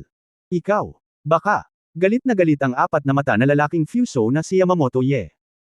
Ngunit sa isang iglap, huminto muli ang kanyang boses, dahil biglang itinaas ni Yang Yiyan ang kanyang mga mata, tinitigan siya ng isang pares ng mga mata na parang kutsilyo, na nagpang-inig kay Yamamoto Ye. Ang lamig sa mga mata ni Yang Yiyan ay halos kapareho ng senior ninja na dumating sa pagkakataong ito, lubhang nakakatakot. Pagkatapos, nakita ni Yang Yiyan na bumaba ang ulo nitong Fuso dwarf, hindi niya ito pinansin. Kung hindi lang sa maling pagkakataon ay nasample na niya ito hanggang sa mamatay. Anyway, naalala niya ang isang sumpa sa kanyang puso, iniisip na kung magkakaroon siya ng pagkakataon, tiyak na papatayin niya ito. Siya, hindi nagustuhan ang asong Fuso mula sa kaibuturan ng kanyang puso. Hindi siya pinansin, kinuha ni Yang Yiyan ang pamutol ng gas at nagpatuloy sa paghiwa, ngunit naunawaan na niya ang sitwasyon sa loob ng magaspang na batong ito at hindi na niya planong magpatuloy sa pagputol. Sinimulan nilang putulin ang pinakamalaking magaspang na bato, 3 metro ang taas. Sa kabilang panig, si Ching Kei ay nagtatrabaho ng napakahusay at nag-ayos para sa Blood Jade na may padala at may karga. Si Limalay ay hindi umalis, ngunit hinintay na putulin ni Yang Yiyo ang pangalawang magaspang na bato. Interesado na siya ngayon kay Yang Yiyo. Napakamakabayan ng binata. Ang pangungusap na ngayon tungkol sa hindi pakikipagnegosyo sa mga Hapon ay lubos na naaayon sa kanyang panlasa. Kasabay nito, nais din ni Limalay na makita kung gaano kaganda ang swerte ni Yang Yiyo.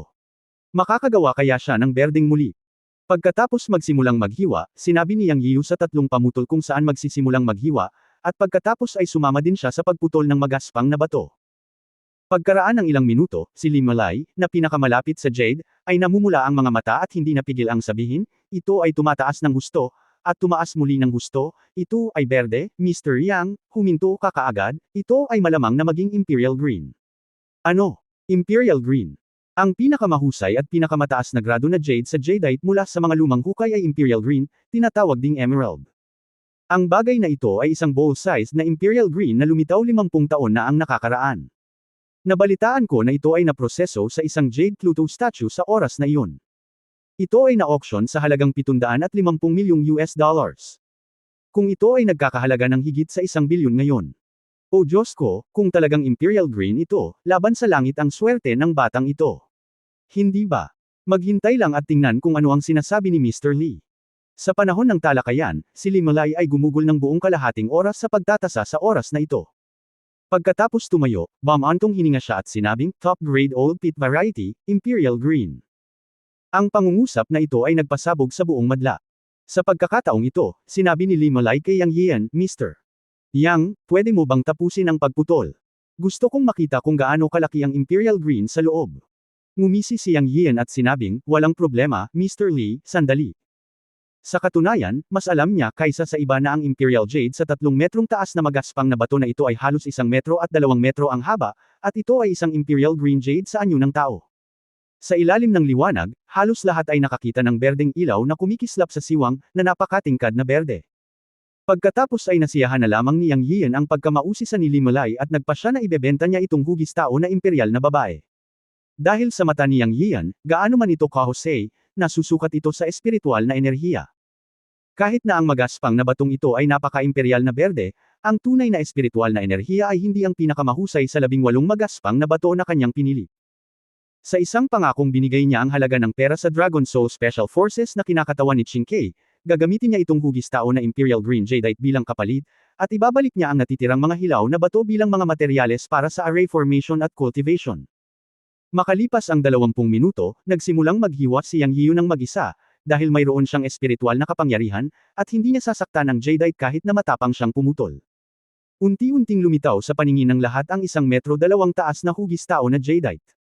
Bagamat wala itong mga tampok sa mukha, ito ay isang likas na hugis ng tao.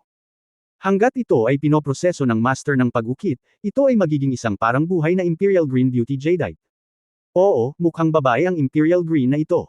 Halos lahat ay namumula ang mga mata, at sila ay naiinggit at nagseselos. Walang alinlangan na ang hugis tao lamang na imperial na berdeng ito, si Yang Yiyu ay gumastos ng 800 milyong kapital, hindi lamang pabalik-balik, ngunit kumikita din ng malaki. Higit sa lahat, bumili si Yang Yiyu ng 18 hilaw na bato, at ngayon ay 2 na lamang ang nabuksan, at mayroon pa ring 16 na hindi pa nabubuksan. Sa oras na ito, ang ilang mga tao ay nagtataka na kung si Yang Yiyu ay isang master sa sugal na bilog na bato na nagpapanggap na baboy at kumakain ng tigre. Dahil magkasunod na binuksan ang 2 piraso, ang una ay isang rare blood jadeite, at hindi ito ganap na naputol, ngunit ang bid ay umabot na sa 350 milyon. Kung ang blood jadeite ay minahanat na proseso, ito ay hindi bababa sa 500 milyon, tama. Hindi banggitin na ngayon ay may isa tuldok tugitling metro ang taas, natural na hugis tao na Imperial Green Jadeite. Hindi ba sinabi ni Limulay na ito ay isang hindi mabibaylang kayamanan? Siyempre, ang hindi mabibili ng salapi sa bibig ni Limulay ay isang pagpapahayag lamang ng pambihira nitong hugis tao na Imperial Green Jadeite. Naniniwala si Yang Yiyu na hanggat ito ay materyal sa mundong ito, walang pagpoposisyon ng presyo, depende sa kung paano ito iposisyon ng mga tao. Nagkatinginan si Qingke at ang 6 na pinuno, at nakita nilang lahat ang pagkagulat sa mga mata ng isa't isa. Siyempre, nagsimula na rin silang maghinala na si Yang Yiyu ay isang master sa mundo ng pagsusugal. Ang 4 na piraso na hindi niya nakita noon ay pandaraya lang, di ba? Ang 2 piraso sa sandaling ito ay tumaas ng husto, at ang kanyang tila magaspang na pagputol ay hindi man lang nasaktan ng Jadeite, na nagpapakita na si Yang Yiyu ay isang dalubhasa dito.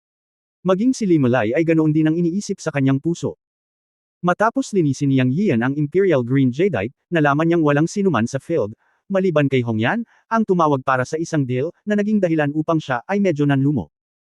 Ngunit ang hindi niya alam ay dahil wala siyang planong ibenta ang Blood Jadeite noon, walang nagtanong sa presyo ng Imperial Green Jadeite ngayon, dahil iniisip ng lahat na ibebenta ito ni Yang Yian.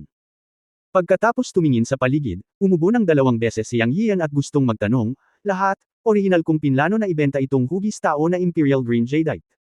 May gustong magbid. Pagkatapos niyang magsalita, maraming tao sa field na nagbid para sa Blood Jadeite noon ay natigilan. Ang ilang mga tao ay bumulong-bulong pa na si Yang Yian ay may sakit sa ulo. Ang hugis tao na Imperial Green Jadeite ay talagang ibebenta. Ito ay masyadong hindi makatwiran. Mas mabuting panatilihin ang Imperial Green Jadeite sa halip na ibenta ang Blood Jadeite. Ano? Walang nakakaalam na iningatan ni Yang Yian ang Blood Jadeite dahil ang Blood Jadeite ay may magandang kulay at babalik siya para gumawa ng alahas para sa ilang babae. Sa kabutihang palad, walang nakakaalam ng kanyang ideya, kung hindi ay kailangan niyang samuka ng dugo. Pagkatapos magsalita ni Yang Yian, nagkaroon ng katahimikan sa loob ng ilang minuto, at sa wakas ay may sumagot at sumigaw, $500 milyong. 800 milyon. 1 bilyon. Walang mga tanga sa field, at alam nilang lahat kung gaano kahalaga ang hugis tao na Imperial Green Jadeite ni Yang Yian pagkatapos ng pagproseso at pagukit. Sunod-sunod silang sumigaw at tumawad, parang memory auction lang. Sa oras na ito, nag-react si Limulay at sinabi sa babaeng nasa tabi niya, pumunta ka at ipaalam kay Mr. Duan Muley. Sa opinyon ni Limulay, hindi dapat damaloy sa kanluran ang mga natural na jade treasures, at least dapat itago ito sa kamay ng mga taong Jiusho. Bagamat ang pamilyang Duanmo ay nasa Timog, ang kanilang mga pinagmulan ay nasa Jiusho, at ang pamilyang Duanmo ay may lakas din na bilhin ang natural na jadeite treasure na ito. Matanda Li, nandito ako. Matagal nang nakita ni Duan Muley ang Imperial Green sa surveillance video, at hindi siya makaupo at lumapit upang tingnan. Sa isang banda, naisip niya na mabibili niya ito kay Yang Yian bilang mana ng pamilya, at sa kabilang banda, nagkaroon din siya ng matinding interes kay Yang Yian. Ang batang ito ay nagbukas ng 2 hilaw na bato sa isang hilera, At sila ay parehong mataas ang grado, na naging dahilan upang si Duan Muley ay napakahinala sa kanyang pagkakakilanlan. Master Lei, ito ay isang natural na Jade Treasure, na may hindi masusukat na halaga. Dapat mong bilhin ito at hindi ito maaaring ipaalam sa kanluran. Ang hugis tao na Jade na ito ay dapat na pag-aari nating mga taga-Jiu Show. Sabi ni Limolai kay Duan Muley sa nasa sabik na tono. Huwag kang mag-alala, Mr. Lee, hanggat ang nakababatang kapatid na ito ay handang ibenta ito, bibili ako. Ang mga salita ni Duan Muley ay puno ng malakas na pagtitiwala. Ang pamilyang Duan Mo, na may mahabang kasaysayan, ay talagang mayaman at makapangyarihan sa mga tuntunin ng mga mapagkukunang pinansyal at may ganoong tiwala. Sa oras na ito, ang kompetisyon sa ilang mga puwersa sa larangan ay sumigaw na ng $1.3 billion. Bahagyang ngumiti si Duan Muley at sinabing, $1.5 billion. Sa lalong madaling panahon. Habang sinabi niya ito, ang kompetisyon ng ilang partido ay agad na pinatahimik. Ang presyo ay tumaas ng 200 milyon ng sabay-sabay. Ito ay hindi 20 milyon, ngunit US dollars. Nakilala rin ng mga bidder mula sa ilang partido na si Duan Muley, matapos malaman na siya ang host ng larangan ng kalakalang bato ng sugal, ay isa-isang bumantong hininga at tumigil. Talagang mahirap ihambing sa pamilyang Duan Mo sa mga tuntunin ng mga mapagkukunang pinansyal. Kinaykit ni Yang Yian ang kanyang mga mata. Napansin niya ang makapangyarihang matandang ito mula nang tawagin ni Limolai si Duan Muley. Sa wakas ay nagpakita ang pamilyang Duan Mo. Bulong niya sa sarili at tumingin kay Duan Muley. Kabanata 237 ang init ng Chen Kun Pot. Nang magtama ang kanilang mga mata, lihim na nagulat si Yang Yian. Ang Duan Muley na ito na binanggit ni Limolai ay talagang isang sinaunang martial artist sa gitna ng ikasyam na antas ng madilim na enerhiya sa kanyang espiritual na kamalayan. Nang mag-alok si Duan Muley ng 1.5 bilyon, alam ni Yang Yian na ang negosyo kay Duan Muley ay naayos na ngayon. Bakit siya gumastos ng pera? Ito ay upang maakit ang atensyon ng pamilya Duan Mo, at pagkatapos ay makipag-ugnayan sa mga tao ng pamilya Duan Mo upang magtanong tungkol sa balita ng kanyang ina. Ngayon ay nagtagumpay na. Sinusuri din ni Duan Muley si Yang Yian. Ang ikinagulat niya ay ang mga mata ni Yang Yian ay napakalalim, hindi katulad ng mga mata na dapat taglayin ng isang binata na nasa maagang 20s. Ito ay ang mga mata na tanging ang isang sinaunang martial artist master ay magkakaroon. Dito talaga nagmula ang pagkagulat sa kanyang puso. Sa pangunawa ni Duan Muley, hindi niya naramdaman na may anumang cultivation si Yang Yian. Siya ay isang ordinaryong tao lamang, ngunit ang kanyang mga mata ay malalim at malalim na tanging ang isang sinaunang martial artist master ay maaaring magkaroon. Sa katunayan, ang hindi alam ni Duan Muley ay na pagkatapos na mapabuti ang paglilinang ni Yang Yian, maaari niyang pigilan ang kanyang hininga. Ito rin ang natuklasan niya kagabi. Kaya ngayon, pagkatapos niyang pigilan ang buong aura ng kanyang katawan, isa lang siyang ordinaryong tao sa mata ng ibang mga sinaunang mandirigma.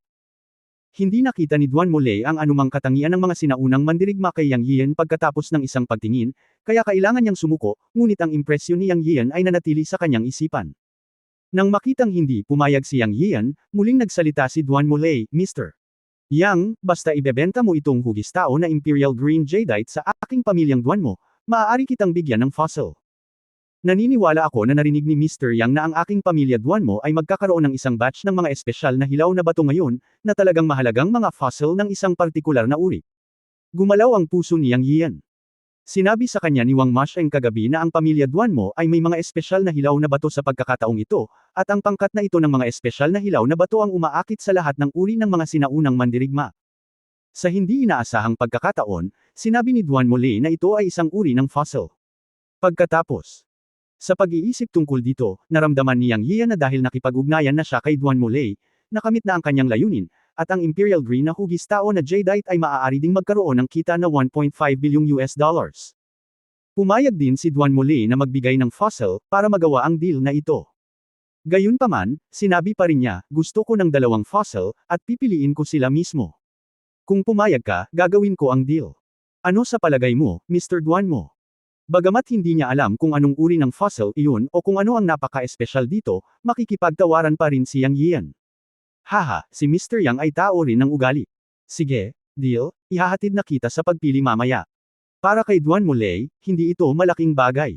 Isa lang itong fossil, isa pa ang pipiliin mo ng mag-isa. Gayunpaman, ang mga fossil ay mga fossil, at walang paraan upang makita kung ano ang nangyayari. Hindi mahalaga kung si Yang Yian mismo ang pumili nito. Isang hugis tao na Imperial Green Jade ang ibinenta sa pamilya Duan Mo sa halagang 1.5 billion US dollars, na naging dahilan upang ang lahat ng tao sa field ay naging pula na parang mga kuneho. Para kay Yang Yian, malaki na ang tubo nito. May natitira pang isang magaspang na bato, at wala siyang planong putulin ito. Ang layunin ay kumita ng pera, kaya hindi na kailangang gawin iyon. Hiniling niya kay Chingkei na ihanda ang natitirang 16 na magaspang na bato para sa transportasyon. Naniniwala si Yang Yian na ang kabuuang halaga ng 16 na magaspang na bato na kinuha niya ay higit sa 1.5 bilyon, ngunit handa rin siyang ibenta ang mga ito. Nais niyang ibalik ang mga ito para makapagsanay ang mga tao ng Yunmen. Kahit na ang espiritual na enerhiya sa mga magaspang na batong ito ay hindi kasing ganda ng mga tunay na espiritual na bato, naglalaman ang mga ito ng espiritual na enerhiya ng langit at lupa, na mas mabilis kaysa sa pagsipsip ng meditasyon. Maraming tao ang tumitingin sa natitirang 16 na magaspang na bato ng Yang Yian, bawat isa ay may kanya-kanyang iniisip. Binuksan ni Yang Yian ang 2 high-grade jadeite na pamamaraan, na nagpaisip sa mga tao sa larangan na mayroon siyang kakaibang paraan upang makilala ang mga magaspang na bato. Bilang karagdagan, ang $1.5 billion na ibinenta lamang ay sapat na upang gumawa ng ilang mga tao na makipagsapalaran. Kung ito man ay kapangyarihan ng mga ordinaryong konsorsyum o ng mga sinaunang mandirigma sa dilim, itinuring nilang lahat si Yang Yian bilang isang matabang tupa sa mismong lugar. Kung hindi dahil sa pagmamalasakit sa teritoryo ng pamilya Duanmo, matagal nang may nanakawan sa kanya. Hindi inisip ni Yang Yian ang mga iniisip ng mga taong ito. Sa oras na ito, sinundan niya si Duanmo Lei sa isa pang lugar sa bulwagan at dumating sa isang malaking pinto. Sinundan niya si Duanmo Lei upang piliin ang tinatawag na mga fossil, at hiniling kina Chingkei at Jianghua na dalhin ang mga hilaw na bato. Si Dugu Walking lang ang dinala niya. Pagdating nila sa gate, pinasok ni Duanmo Lei ang electronic password at bumukas ang gate. Sinabi niya kay Yang Yian, Mr. Yang, mangyaring pumasok. Ang mga fossil sa pagkakataong ito ay nasa insurance hall na ito. Sandali lang, pagkatapos mong pumili, kailangan mo ring dumaan sa auction. Salamat, pagkatapos magpasalamat, sinundan nila ni Dugu Walking si Duanmo Lei sa bulwagan. 4 na tao na may ikalimang antas ng dark energy ang lumitaw sa labas ng pinto upang bantayan. Ang buong insurance hall ay napakaliit kumpara sa Rowstone Hall sa labas, na 200 square meters lamang.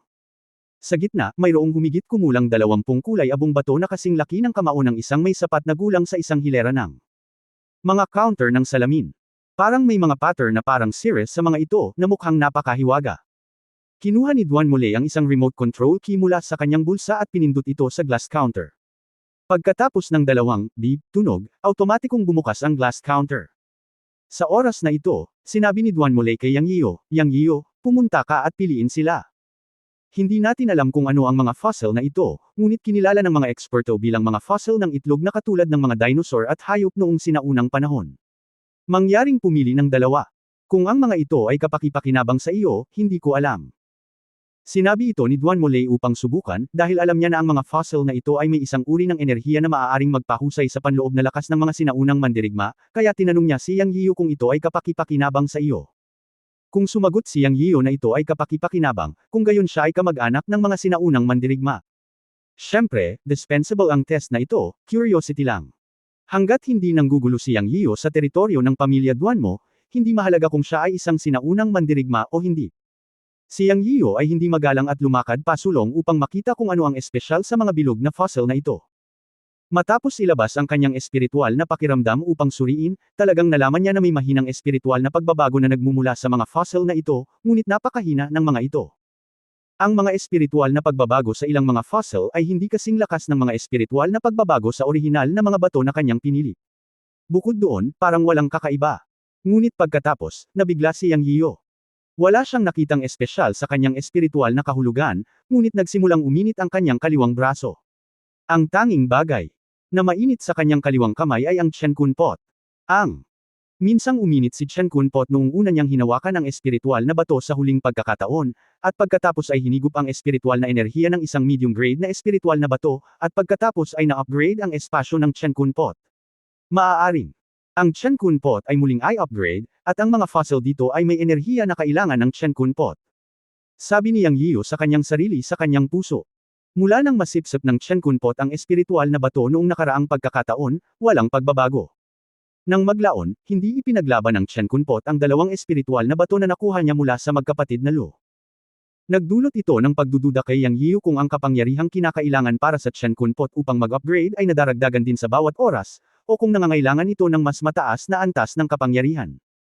Ngayon, ang Chen Kun Pot sa kanyang kaliwang braso ay umiinit, na nagpasaya kay Yang Yian.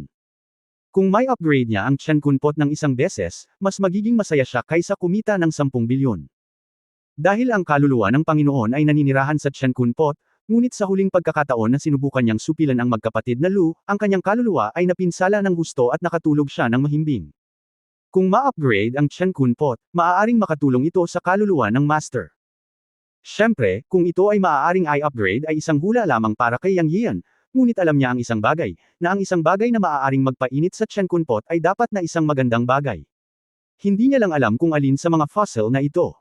Pinipigilan ng kanyang pananabik, naglakad si Yang Yian na may blankong ekspresyon. Nang maabot niya ang ika-16 na fossil, ang kanyang braso ay naging mas mainit, at naramdaman ni Yang Yian na ang Chen Kunpot ay tila nasa sabik. Parang, na ang pan-16 na fossil ay hindi naiiba sa iba pang mga fossil, na lahat ay kulay abo at bilog ang laki. Ngayon ay masasabi lamang na ang kapangyarihan ng panloob na species ay iba. Ngayong naruroon na si Duan Mulei, hindi niya ito makuha para tingnan. Kung ang Chen Kunpot ay nagsimulang sumipsip nito sa lugar, ito ay magiging masama kung si Duan Mulei ay natuklasan ang sekreto ng Chen Kunpot. Itinuro niya ang pan-16 na fossil at sinabi kay Duan Mulei, Mr. Duan mo, gusto ko ito. Tiningnan ni Duan Mulei ang pan-16 na fossil at nalaman niyang wala itong pinagkaiba sa ibang fossil, kaya tumanggaw siya at ngumiti, Mr. Yang, tanggalin mo na. Ilagay mo yan walking. Nilabanan ni Yang Yian ang kagalakan sa kanyang puso, hinubad ang backpack at ibinigay sa kanya, hiniling sa kanya na ilagay ito sa backpack, at pagkatapos ay nagpatuloy sa pagpili ng pangalawa. Pagkatapos ng isang round, ang pan-16 na fossil lamang ang pinainit ng Chen Kunpot, at ang iba pang mga Chen Kunpot ay hindi nag-react. Pagkatapos ay random siyang pumili ng isa na may mas malakas na panloob na espiritu at iniwan ito doon. Matapos makumplito ang pagpili ng fossil, oras na para itanong ni Yang Yian ang totoong negosyo. Direkta niyang sinabi kay Duan Mulei, Mr. Duan mo, may tanong ako, I wonder if you can solve it. Mr. Yang, sabihin mo lang. Ngumiti si Duan Mulei. Nagtataka ako kung ang pamilyang Duan mo sa Yangcheng, Jiushou, ay isang sangay ng iyong pamilyang Nangoo Duan mo. Tanong ni Yang Yian na nakatitig sa kanya. Nagbago ang mga mata ni Duan Mulei, at tumingin siya kay Yang Yian at sinabi sa malalim na boses, bakit mo ito tinatanong, Mr. Yang? Napatitig din si Duan Mulei sa kaseryosohan ni Yang Yian, hindi alam kung ano ang ibig niyang sabihin. Ang pamilyang Duan mo sa Yangcheng, Jiushou, ay hindi isang sangay ng pamilyang Duan mo sa Timog, ngunit ang orthodox ng buong pamilyang Duan mo. Sa mata ng mga tagalabas, isa itong sangay. Ang kasalukuyang pinuno ng pamilya Duan mo ay mula sa angkan ng Jiushou, ngunit ang pundasyon ng pamilya Duan mo ay inilipat sa Timog. Oh, ganito, may elder ako na nawala 18 years ago. May nakakita sa kanyang huling pagpapakita sa pamilya Duan mo sa Yangcheng, at pagkatapos ay nawala siya kasama ang lahat sa pamilyang Duan mo. Hindi ko alam kung alam ni Mr. Duan mo ang sitwasyon ng pamilya Duan mo sa Yangcheng, Jiushou. Naghahanap din ako ng isa sa mga nakatatanda ko. Patawarin mo ako, Ginoo. Sabi ni Yang Yian. Narinig ni Duan Mulei na nagtatanong siya tungkol sa mga tao. 18 taon na ang nakalilipas, ang orthodox na angkan ay bumalik at nagdala ng maraming tao, kaya nagtanong siya, ano ang pangalan ng iyong nakatatanda? Muwan. Kinabahan si Yang Yian matapos sabihin ang pangalan ng kanyang ina. Naisip ni Duan Mulei ang mga taong sumunod sa ulo ng pamilya sa Southland 18 taon na ang nakararaan. Tila walang tao na may apelyidong mo, kaya umiling siya at sinabing, Mr. Yang, ang aming Duan mo clan ay may subsidiary na pamilya na may apelyidong mo. Maraming tao ang nagmula sa Yangcheng 18 taon na ang nakalilipas, ngunit walang sinumang nagngangalang Muwan. Nadismaya si Yang Yiu at sinabi sa sarili, hindi. O baka namatay siya 18 taon na ang nakakaraan. Pinatay ba siya ng pamilya Duan mo, o may nangyari pa? Pero hindi pa rin siya sumuko at nagtanong, Mr. Duan mo, maaari mo bang tanungin ang mga miyembro ng angkan ng Duan mo na dumating sa Southland mula sa Yangcheng 18 taon na ang nakalilipas, kung may nakakakilala sa isang taong nagngangalang Muwan? Kabanata 238 Master Robbery. Nakita ni Duan Mulei na si Yang Yian ay labis na kinakabahan, at naisip niya na ang taong ito na nagngangalang Muwan ay tila napakahalaga kay Yang Yian. Sa opinyon ni Duan Mulei, si Yang Yian ay dapat na anak ng isang malaking pamilya sa Jiushou. Ang pamilya ng gayong tao ay dapat na napakahalaga sa Jiushou, at hindi imposibleng magkaroon ng mga kaibigan. Ang industrial na chain ng pamilyang Duan mo ay gustong pumasok sa Jiushou, at palaging magandang magkaroon ng isa pang kaibigan. Gayunpaman, hindi pa niya narinig si Muwan sa pamilya, ngunit maaari rin niyang hilingin si Yang Yian. Mr. Yang, hayaan mo akong suriin ito mamaya, at ipaalam sa iyo kung may anumang balita. Salamat, Mr. Duan mo. Maniniwala lang si Yang Yian sa mga salita ni Duan Muley sa ibabaw ngayon, at hindi niya alam kung talagang hindi niya alam ang tungkol sa pag-iral ni Muwan o nagkukunwaring hindi alam. Siya ay iniisip ang tungkol sa paghihintay at pagtingin, at kung hindi ito gagana, pipilitin na lang niyang pumasok sa bahay ni Duan Mo. Sandaling nag-usap ang dalawa at lumabas na ng insurance hall. Sa oras na ito, nalaman ni Yang Yian na talagang may ilang makapangyarihang aura na natipon sa labas, at tila binibigyang pansin siya ng sinasadya o hindi sinasadya. Pinagmasdan niya ang mga tao at nakita niyang nakatutok sa kanya ang karamihan sa mga mata. Pinag-isipan niya ito at naunawaan niya na ang pera ay maaaring magpakilos sa puso ng mga tao. Ang 1.5 bilyong yuan na kanyang ipinagpalit kay Duan Muley kasama ang natitirang 16 na magaspang na bato ay napakatukso sa mata ng ilang tao. Siya ngumisi sa kanyang puso, sana wala kang ideya. Matapos makuha ang tugon ni Duan Muley sa loob ng 3 araw, naabot ni Yang Yian ang kanyang pangunahing layunin at handa nang umalis. Kung magpapatuloy siya sa pagsusugal, tinansya niya na kahit ang pamilya Duan Mo ay gagawa ng hakbang. Siya tinawagan si Ching Kei at nalaman na inayos na niya ang transportasyon at maaaring umalis anumang oras. Hinanap sila ni Yang Yian at iniwan ang lahat. Sa daan, nalaman niyang maraming sinaunang mandirigma ang nakatingin sa kanya, at kahit 4 sa kanila ay may napakalakas na aura. Dapat silang mga sinaunang mandirigma man lang sa gitna ng ika-9 na antas ng dark energy. Bagamat hindi siya natatakot sa mga makapangyarihang sinaunang mandirigma ngayon, hindi niya kayang labanan ang malaking bilang ng mga tao, at siya ay nasa ibang bansa. Ang hirap din ma-target ng iba. Sinabi ni Ching Kei sa telepono na sila ay naghihintay sa likod na pinto ng gusali ng kalakalan, at ang kotse na inayos ng palengke ng bato sa pagsusugal ay aalis mula sa likod na pinto, na isa ring hakbang sa kaligtasan. Nang dumating si Yang Yian sa likurang pinto, bigla niyang naramdaman ang presensya ng ilang sinaunang mandirigma na may napakalakas na aura. Inilibot niya ang paningin sa paligid, ngunit wala siyang nakitang tao. Wala rin siyang nakitang sinuman sa kanyang espiritual na kahulugan na may diameter na 27 metro, ngunit hindi mali ang kanyang pakiramdam. Kung mas mataas ang antas ng paglilinang ng isang magsasaka, mas magiging malakas ang induction, at masasabing maaari niyang hulaan ang mga krisis. Napakalakas ng aura kanina. Tinansya niya na marahil sila ay mga sinaunang mandirigma sa tuktok ng ika-9 na antas ng madilim na enerhiya. Bagamat ang kanyang antas ng paglilinang ay lubos na umunlad at umabot sa rurok ng ika-8 antas ng yugto ng pagdalisay ng Qi. Gayunpaman, kung haharapin niya ang ilang mga sinaunang mandirigma sa ika-9 na antas ng madilim na enerhiya, hindi pa rin siya sigurado, pagkatapos ng lahat, hindi pa talaga siya nakipag-ugnayan sa kanila. Kahit si Dugu Walking ay napansin ito at sinabi kay Yang Yian, "Sir, lagi kong nararamdaman na tayo ay tina-target. Sa totoo lang, naramdaman ko na lang ang 4 na makapangyarihang aura na dumaan. Dapat na ang pera ay nanunukso sa mga tao. Umalis muna tayo dito." Binilisan ni Yang Yian at Dugu Walking ang kanilang lakad habang nag-uusap. Matapos makipagkita kay Ching Kei at sa iba pa, sumakay sila sa kotse at nagmamadaling umalis. May kabuuang 2 sasakyan ang nakaayos, ang isa ay may 16th na hilaw na bato, at ang isa ay may mga tao. Sumakay sina Yang Yian at Dugu Walking sa sasakyan na direktang naghahatid ng mga hilaw na bato, at ang driver na si Bailang at ang tagasali na si Xianghua ay nasa isang sasakyan, habang si Ching Kei at ang iba ay nasa pangalawang sasakyan. Nang walang paghihimok ni Yang Yian, naunawaan ng lahat kung ano ang ibig sabihin ng pag-aani ngayon, at ang pag-alis ng mabilis ay ang pinakamahusay na pagpipilian. Nakumpleto ang lahat ng mga transaksyon, at mabilis na umalis ang 2 sasakyan. Alam ng ilang tao na normal na ma-target dahil sa limelight ngayon, at ngayon gusto na lang nilang umalis sa gambling stone trading market sa lalong madaling panahon. Gayunpaman, sa sandaling lumabas si Bailang upang magmaneho, ang boses ni Ching Kei ay tumunog sa kanyang earphone. Sinabi ni Bailang kay Mr. Yang na sinusundan kami ng hindi bababa sa 4 na grupo ng mga tao. Ngayon ay kailangan nating pumunta sa base ng Enjo at hindi na makakabalik sa hotel. Okay. Maikling sagot ni Bailang. Ibinaling ang kanyang ulo at magsasalita na, tumanggo si Yang Yian at sinabing, makinig sa mga pagsasaayos ni Ching Kei. Mahusay ang pandinig niya at natural na narinig niya ang pag-uusap ni Ching Kei at Bailang sa earphone. Sa oras na ito, pinili ni Yang Yian na magtiwala kay Ching Kei at sa kanyang koponan. Kung tutuusin, pamilyar sila sa nanguho, at sa sinabi nila, mayroon silang base sa Enjo. Si Ching Kei at ang kanyang koponan ay nangunguna sa unahan, at nalaman nilang sinusundan sila ng ilang sasakyan sa likuran nila. Maaari lamang nilang dagdagan ang kanilang lakas kabayo at tumungo sa base sa Enjo. Pagdating nila doon, susuportahan sila ng kanilang mga kasamahan. Nalaman din ni Yang Yian na may 3 sasakyan na malapit na sumusunod sa kanila. Kahit anong iling nila ay sumunod pa rin sila ng malapitan na ikinakunot ng noo niya. Kung ito ay hindi isang abalang lungsod, tiyak na hindi siya tatakas. Hindi pa banggiti na sinundan si Yang Yian at ang kanyang team pagkaalis nila, sa ikatlong palapag ng gambling stone hall ng pamilya ni Duanmo, magalang na sinasamahan ni Duanmo ang pinuno ng pamilya Duanmo na si Duanmo Xingtian. Sa mga araw na ito, dahil sa pangkat ng mga espesyal na fossil na iyon, ang iba't ibang mga sinaunang mandirigma at mga nagising na tao ay nagtipon-tipon sa palengke ng sugal na bato ng pamilya ni Duanmo. Pinuntahan ito ni Duanmo Xingtian dahil lang sa takot sa gulo. May problema ba kay Ailey? Tanong ni Duanmo Xingtian kay Duanmo Lei habang umiinom ng tsaa. Ang pag-uulat sa ulo ng pamilya, normal ang lahat. Sagot ni Duanmo Lei.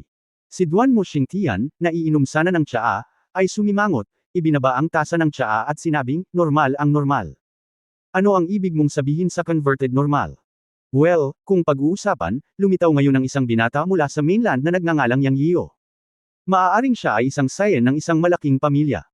Bumili siya ng $800 milyong ng mga hilaw na bato ng sabay-sabay, at pagkatapos ay nagbukas ng high-grade na ice-type na blood jadeite at isang lumang pit-type na human-shaped imperial green. Sa huli, binili ko ang imperial green jadeite sa halagang 1.5 billion, napatingin si Duanmo Lei sa maingat na paliwanag ni Duanmo Xingtian. Natatakot siyang sisihin siya ng padre de pamilya sa paggastos ng 1.5 billion. Pagkatapos ng lahat, ito ay isang malaking halaga ng pera. Saglit na nag-isip si Duanmo Xingtian at sinabing, gaano kalaki ang isang piraso ng Imperial Green na maaaring magastos sa iyo ng 1.5 billion. Ito ay 1.2 metro ang taas, at ito ay nasa hugis ng tao at napaka-natural. Dumating si Limo upang kilalanin ito. Mabilis na sagot ni Duanmo Lei. 1.2 meters ang taas. Ang 1.5 billion ay isang bargain, hindi masama. Sa wakas ay ngumiti si Duanmo Xingtian, humigop ng tsaa at nagpatuloy, ang Yang Yio na iyon ay maaaring magbukas ng dumudugong jadeite at imperial green, na itinuturing na laban sa langit. Higit pa riyan, pumili si Yang Yio ng 18 piraso sa isang hininga, at mayroon pang 16 na magaspang na bato na dapat putulin. Sa tingin ko siya ay isang master ng pagsusugal sa mga bato. Karamihan sa natitirang 16 na magaspang na bato ay dapat pa ring magbunga ng berde. May sinamahan akong magbabantay sa kanila. Nagniningning ang mga mata ni Duanmo Lei. Narinig siya ni Duanmo Xingtian na nagsalita at tumanggaw ng may kasiyahan. Para sa matabang tupa ng maramihang pangangalakal, natural na bantayan ito. Tinatay ang problema na ngayon kung makakaalis si Yang Yio sa South Country. Kahit na ang kanyang pamilyang Duanmo ay hindi kumuha ng bahagi, may iba pang puwersa na tumitingin sa kanya. Normal ang ugali ni Duanmo Lei. Tumawa si Duanmo Xingtian at sinabing, natatakot ako na hindi lang ang pamilya natin ang sumunod sa kanya, tama ba? Tumanggo si Duanmo Lei at nagsabi, oo, natagpuan namin ang 4 na grupo ng mga tao, ang walang kamatayang matandang lalaki mula sa pamilyang Shento, ang halimaw na yinyang mula sa Siam, ang Peking Monghe mula sa Myanmar, at isang Jonan mula sa Fuso na nasa itaas na ikasyam na antas ng Dark Energy. Pagkaalis ni Yang Yio, lahat ng 4 na master sa itaas na ikasyam na antas ng Dark Energy ay umalis lahat. Obvious naman na hahabulin nila si Yang Yio. Sa 4 na Panginoon na magnanakaw, ang batang iyon ay nasa malaking panganib. Kahit na siya ay isang master sa tuktok ng ikasyam na antas ng madilim na enerhiya, siya ay mapapahamak. Napabuntong hininga si Duanmo Xingtian. Ito lang ang nasa ibabaw. Hindi natin alam kung gaano karaming tao ang sumusunod ng palihim. Pagkatapos ng lahat, ang 16 na bato na hindi pinutol ni Yang Yio ay malamang na mga hilaw na bato na naging berde. Malaking bagay ito. Gusto ba ng ulo ng pamilya na makisali din tayo? Iminungkahi ni Duanmo Lei, at pagkatapos ay idinagdag, tungkol kay Yang Yio, nalaman kong wala siyang lakas sa loob. Isa lang siyang ordinaryong tao. Pero ang weird, nung tumingin ako sa mga mata niya, nakita kong napakalalim ng mga mata niya, concentrated spirit, parang master of ancient martial arts, pero wala namang espesyal sa kanya. Sobrang kakaiba. Umiling si Duanmo Xingtian at sinabing, magpadala ka ng isang tao na sundan at makita muna. Napakaraming masters dito, wala tayong makukuhang kalamangan, at hindi maganda kung magsisimula tayo sa sarili nating teritoryo. Tumanggo si Duanmo Lei. Sige, may papansinin akong mabuti. Kung may pagbabago, lalabas tayo at gagawa ng maruming gawain. Pagkatapos noon, biglang naalala ni Duanmo Lei na nagtanong si Yang Yio tungkol sa sangay ng padre de pamilya na lumipat mula Yangcheng sa Jiushu patungo sa Southland mahigit 10 taon na ang nakalilipas, at tinanong siya tungkol sa isang babaeng nagngangalang Muan. Sa tingin ko dapat ko itong pag-usapan. Kung tutuusin, napakalihim ang paglipat ng padre de pamilya mahigit 10 taon na ang nakalilipas.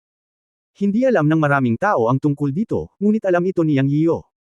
Marahil ay may ilang kapaki-pakinabang na impormasyon para sa ulo ng pamilya. Pagkatapos ayusin ang kanyang mga salita, sinabi ni Duanmo Lei, ulo ng pamilya, may isa pang bagay tungkol kay Yang Yiyo na sa tingin ko ay dapat kong iulat sa iyo. Ano ito? Tanong ni Duan Mo Xingtian. Habang nakataas ang tasa para uminom ng tsaa. Bago umalis ngayon, tinanong ako ni Yang Yiyo tungkol sa paglipat ng iyong pamilya mula sa Yangcheng mahigit 10 taon na ang nakararaan. Sinabi niya na ang isa sa kanyang mga matatanda ay pumunta sa pamilya Duan Mo sa Yangcheng at nawala. Pagkatapos ay tinanong niya ako kung mayroong isang babae na nagngangalang Muan sa aming pamilya. Hindi natapos ni Duan Mulei ang kanyang mga salita. Ang tasa ng tsaa sa kamay ni Duan Mo Xingtian ay bumagsak sa lupa ng malakas at nagkapira-piraso. Tumayo si Duan Mo Xingtian at sinabing, Muan ang pangalang ginamit ng aking kawawang babae na si Warner sa loob ng mahigit 10 taon. Duan Mo Warner, Muan, Lei, maaari mo bang sabihin sa akin kung ano ang hitsura ng binatang si Zhang Ximing? Tuwang-tuwa si Duan Mo Xingtian kaya nagulat si Duan Mulei, ngunit pagkatapos niyang mag-react, mabilis niyang sinabi, ang master ay mayroong surveillance video ni Yang Yiyo dito. Habang nagsasalita, binuksan ni Duan Mulei ang computer at pinatugtog ang surveillance video ni Yang Yiyo na lumilitaw sa bulwagan, at isang malinaw na larawan ang na-freeze para makita ni Duan Mo Xingtian. Nang makita ni Duan Mo Xingtian ang hitsura ni Yang Yiyo sa screen, nang inig ang kanyang buong katawan. Itinuro niya ang screen gamit ang nanginginig na mga daliri at sinabing, parang, sobrang parang Warner. Sa mga mata ni Duan Mulei, ang ulo ng pamilya, si Duan Mo Xingtian, ay may mga luha sa kanyang matandang mata at nanginginig sa pananabik. Natarante si Duan Mulei at nagtanong, ulo ng pamilya. May kaugnayan ba itong si Yang Yiyo sa panganay na babae? Nang marinig ang tanong ni Duan Mulei, nagising si Duan Mo Xingtian na parang mula sa isang panaginip. Nang mamulat siya, nag-aalala siyang nagsabi, sumama ka sa akin dali at hanapin si Yang Yiyo. Gayun din, ipaalam sa lahat ng mga disipulo ang ikalimang antas ng madilim na enerhiya sa pamilya na pumunta dito, nang mabilis. Halos mapaungol si Duan Mo Xingtian nang sabihin niya ang huling pangungusap, at pagkatapos ay nawala sa pintuan. Bagamat hindi naiintindihan ni Duan Mulei ang nangyayari, nahulaan niya na ang pagkawala ng katahimikan ng ulo ng pamilya ay may kaugnayan kay Yang Yiyo, at nagmamadaling hinabol siya. Kabanata 239, tingnan natin kung sino ang manggahas. Ang mga sasakyan sa likod ni Yang Yian at ng dalawang sasakyan ni Ching Kei ay mahigpit na sinundan. Pagkatapos ng 40 hanggang 50 minuto, ang mga sasakyan ay umalis sa lungsod at sa mga bundok.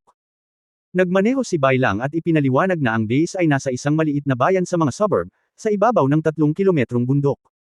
Hanggat naabot nila ang maliit na bayan, makakakuha sila ng suporta. Tumango si Yang Yian, paminsan-minsan ay tumitingin sa mga sasakyan sa likuran niya. Sa isang tiyak na sandali, may biglang, boom, sa harap. Biglang nagpreno ang sasakyan, dahilan para matamaan ni Yang Yian ang kanyang ulo sa front seat, at agad siyang nagalit. Ang kinakabahang boses ni Bai Lang ay umalangaw sa kanyang mga tainga, Sir, lumabas ka na sa sasakyan, hindi ka makakaalis. Habang nagsasalita, may hawak na pistola si Bai Lang, binuksan ang pinto ng sasakyan at bumaba para magbantay. Sa oras na ito, napagmasdan din ni Yang Yian ang pag-aapoy ng ulap ng kabute sa kanyang harapan, ngunit lumabas na isang malaking butas ang natangay sa bahagi ng kalsada sa harap ng sasakyan ni Ching Kei. Sinabi niya kay Du Guo, protektahan silang dalawa ni Walking. Habang nagsasalita ay binuksan niya ang pinto ng sasakyan at bumaba.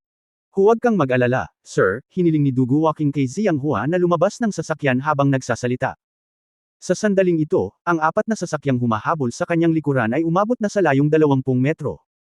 Pagkababa ng sasakyan, mabilis na naglakad si Yang Yiu sa likod ng kotse at pinahit ang malaking kondado sa likod ng sasakyang pangkargamento.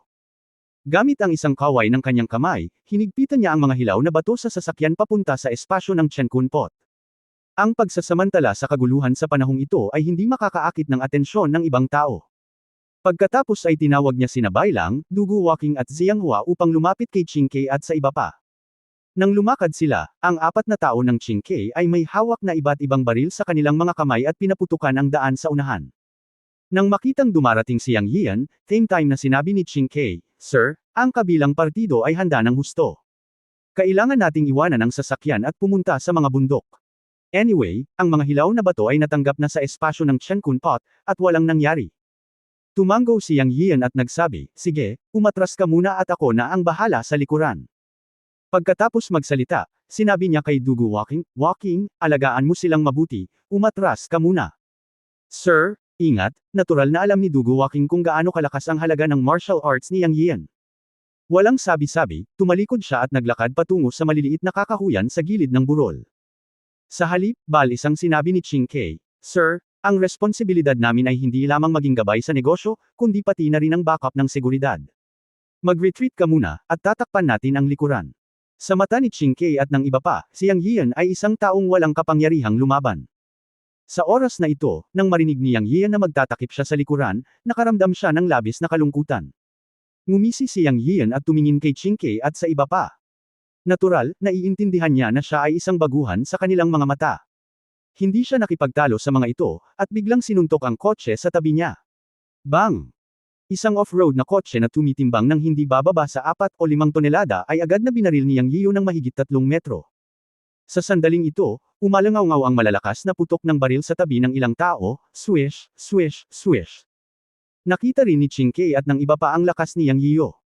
Naalala niya sa kanyang isipan na ang ID card ni Yang Yiu ay nagpapakita na siya ay miyembro ng pinakamisteryosong Shenlongtan sa Jiushu.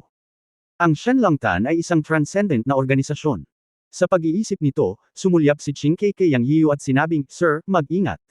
Retreat muna tayo." Pagkatapos nito, pinangunahan niya ang mga tao na sumugod sa maliit na kakahuyan sa sirang bundok. Inilibing si Yang Yiu sa likod ng off-road na sasakyan, at ang kanyang espiritual na kamalayan ay lumabas. Sa kanya bilang sentro, ang lahat sa loob ng 27 metro sa paligid niya ay lumitaw sa kanyang isip. Sa isang tiyak na sandali, natuklasan ng kanyang espiritual na kamalayan na ang isang 3 metrong taas na lalaki na may baril ay lumakad at pumasok sa saklaw ng kanyang espiritual na kamalayan. Tumaas ang sulok ng kanyang bibig, pumulot ng 3 bato sa lupa, at tinamaan ng kanyang backhand ang 3 lalaki. Matapos ang 3 mahinang ungol, bumagsak ang 3 sa lupa. 3 lang silang ordinaryong Southern Guard. Sa opinyon ni Yang Yiu, sila ay mula sa ilang kapangyarihan sa Southern Kingdom. Anyway, wala siyang magandang nararamdaman sa mga Southern Monkey na ito, kaya pinatay niya ang mga ito. Pagkatapos ay narinig niya ang isang tunog ng pagbagsak sa hangin, at mabilis siyang umiwas. Ding-dang! Sa kanyang pag-iwas, nakita niya na isang kalahating talampakang maikling kutsilyo ang tumusok sa kotse. Ang sinaunang martial arts master. Dumilat ang kanyang mga mata at nakita ang isang matandang lalaki na nakasuot ng masikip na damit na mahigit 20 metro ang layo. Siya ay nasa edad na 60 at tumingin sa kanya gamit ang isang pares ng mga mata ng Gotter. Nang magtama ang kanilang mga mata, ang matanda ay nagsabi ng masama, "Anak, iwanan mo ang pera at pakakawalan kita." Ngunit ang mga salita ay nasa dialektong Jiushu. Nakangiting masama, lumakad ang matandang lalaki patungo kay Yang Yiu. Sa espiritual na kamalayan ni Yang Yian, ang matandang ito ay isang sinaunang mandirigma ng mas mababang ika-9 na antas ng Dark Power. Nang marinig siyang magsalita, ngumiti si Yang Yian, at may lumabas na gold card sa kanyang kamay. Nakangiti niyang sabi sa matanda, $1.5 billion talaga. Halika at kunin mo ito kung mayroon kang lakas ng loob. Mayabang, malamig na bamantong hininga ang matanda, binilisan ang kanyang lakad, at mabilis na tumakbo patungo kay Yang Yian, winuwagayway ang kanyang mga kamay sa kanyang baywang. Swish, swish, swish. Lumipad ang mga maiikling kutsilyo patungo kay Yang Yian sa napakalibang paraan. Kung ito ay bago pa kahapon, na nakaharap sa nakakalito na lumilipad na mga kutsilyo ng matandang ito ng mas mababang antas ng ika-9 na antas ng Dark Power, hindi sana ito maiiwasan ni Yang Yian kahit na ano paman, at kahit na maiiwasan niya ang mga ito, mahihiya siya. Ngunit ngayon, tumalon na siya ng 3 magkasunod na antas, at ang kanyang antas ng paglilinang ay nasa tuktok ng ika-8 antas ng yugto ng pagdalisay ng Qi. Pagharap sa mga lumilipad na kutsilyo ng matanda, sa kanyang mga mata ay isang slow motion na eksena sa pelikula. Matapos ang antas ng paglilinang ay tumaas ng husto, ang kapangyarihan ng espiritual na kamalayan ay natural ding tumaas. Sa makapangyarihang espiritual na kamalayan, ang 5 maikling kutsilyo na sunod-sunod na ipinutok ng matanda ay larong pambata para sa kanya. Naiwasan ng kanyang katawan ang unang 3 maikling kutsilyo sa isang hindi kapani-paniwalang poster. Nakaharap sa natitirang 2 lumilipad na kutsilyo, binuhat ito ni Yang Yiu at inilagay sa stand. Gamit ang 2 kalansing, pinaalis niya ang 2 maikling kutsilyo gamit ang kanyang mga daliri. Sa oras na ito, sumugod din ang matanda kay Yang Yiu. Nakita niya na talagang pinitik ni Yang Yiu ang kanyang maiikling kutsilyo na parang marble sa pamamagitan ng pagpitik ng kanyang mga daliri, at biglang nabigla ang kanyang puso. Ito ay isang lumilipad na kutsilyo na ginagamit ng panloob na puwersa ng ika-9 na antas ng dark energy na sinaunang mandirigma. Siya! Talagang pamitik ito na parang marmol. Diyos ko, anong klaseng halimaw ito? Sa nakaraang sandali, ang matanda ay walang maramdamang hininga kay Yang Yiu, kaya naisip niyang isa lang siyang ordinaryong tao, kaya hindi niya sineseryoso si Yang Yiu sa kanyang puso. Ngunit sa sandaling ito, matapos makita ng matanda si Yang Yiu na ikinakaway ang kanyang kamay para i-flick ang maikling kutsilyo, alam niyang nakatagpo siya ng isang master na nagpanggap na baboy at kinain ng tigre. Ngunit huli na, dahil sinuntok siya ni Yang Yiyo ng diretso sa mukha. Kaugnay nito, bagamat nabigla ang matanda sa naunang pamamaraan ni Yang Yiyan, nagawa niyang salubungin ang kalaban. Katulad nito, ginamit ng matanda ang lahat ng kanyang panloob na lakas para salakayin ang kamao ni Yang Yiyan. Bang! Bitek, Sa isang iglap, biglang nagbago ang mukha ng matanda. Naramdaman niya na ang panloob na puwersa mula sa braso ni Yang Yiyan ay lampas sa kanyang imahinasyon, at ang buong braso ay nabali sa isang iglap. Pagkatapos ng isang bitek, ang mga buto ay sumambulat sa galit. Parang baboy ang sigaw niya. Sa wakas ay nagkaroon ng malinaw na pag-unawa si Yang Yiyan sa kanyang sariling lakas. Ginamit lang niya ang 70% ng kanyang tunay na enerhiya, ngunit nalaman niyang kaya niyang sugpuin ang matandang ito sa ibabang bahagi ng ika-9 na antas ng dark energy. Habang sumisigaw ang matanda, sinipa siya ni Yang Yiyan sa dibdib. Bitek. Sa sumunod na sandali, bumagsak ang buong dibdib ng matanda, at agad siyang namatay, at lumipad ang katawan niya ng 6 na metro palayo. Ang sinaunang mandirigma sa ibabang bahagi ng ika-9 na antas ng madilim na enerhiya ay agad na pinatay. Ang labanan sa pagitan ng dalawang panig ay tumagal lamang ng 3 hininga. Matapos patayin ang matanda, si Yang Yiyan ay hindi na muling tumingin sa kanya, ngunit pinaikit ang kanyang mga mata at tumingin sa harapan. Natagpuan niya ang 4 na tao na ang mga aura ay higit na nakahihigit sa isang kakadating lang. Lumitaw sila sa 4 na direksyon at pinalibutan siya ng sinasadya o hindi sinasadya. Sa 4 na tao, isang 60 taong gulang na lalaki lamang na may goatee ang mukhang normal sa mga mata ni Yang Yiyan. Ang 3 pa ay isang matipunong matandang babae na may kakaibang anyo. Nakasuot siya ng damit na parang Siamese. Mukhang nasa edad 40 na siya.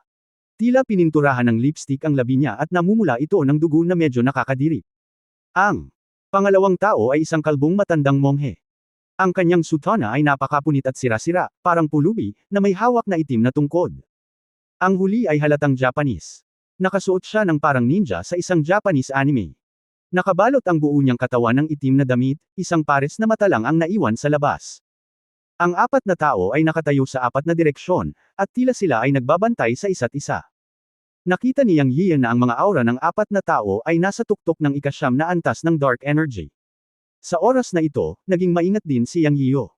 Bagamat kakapatay lang niya ng isang sinaunang mandirigma ng mas mababang ika-9 na antas ng dark power sa ilang segundo, hindi pa rin siya naglakas loob na gawing basta-basta ang sinaunang mandirigma ng itaas na ika-9 na antas ng dark power. Ang mga sinaunang mandirigma ay parang paglilinang. Kapag mas malayo ka, mas malaki ang pagkakaiba sa antas, at ang lakas ay tataas din ng husto.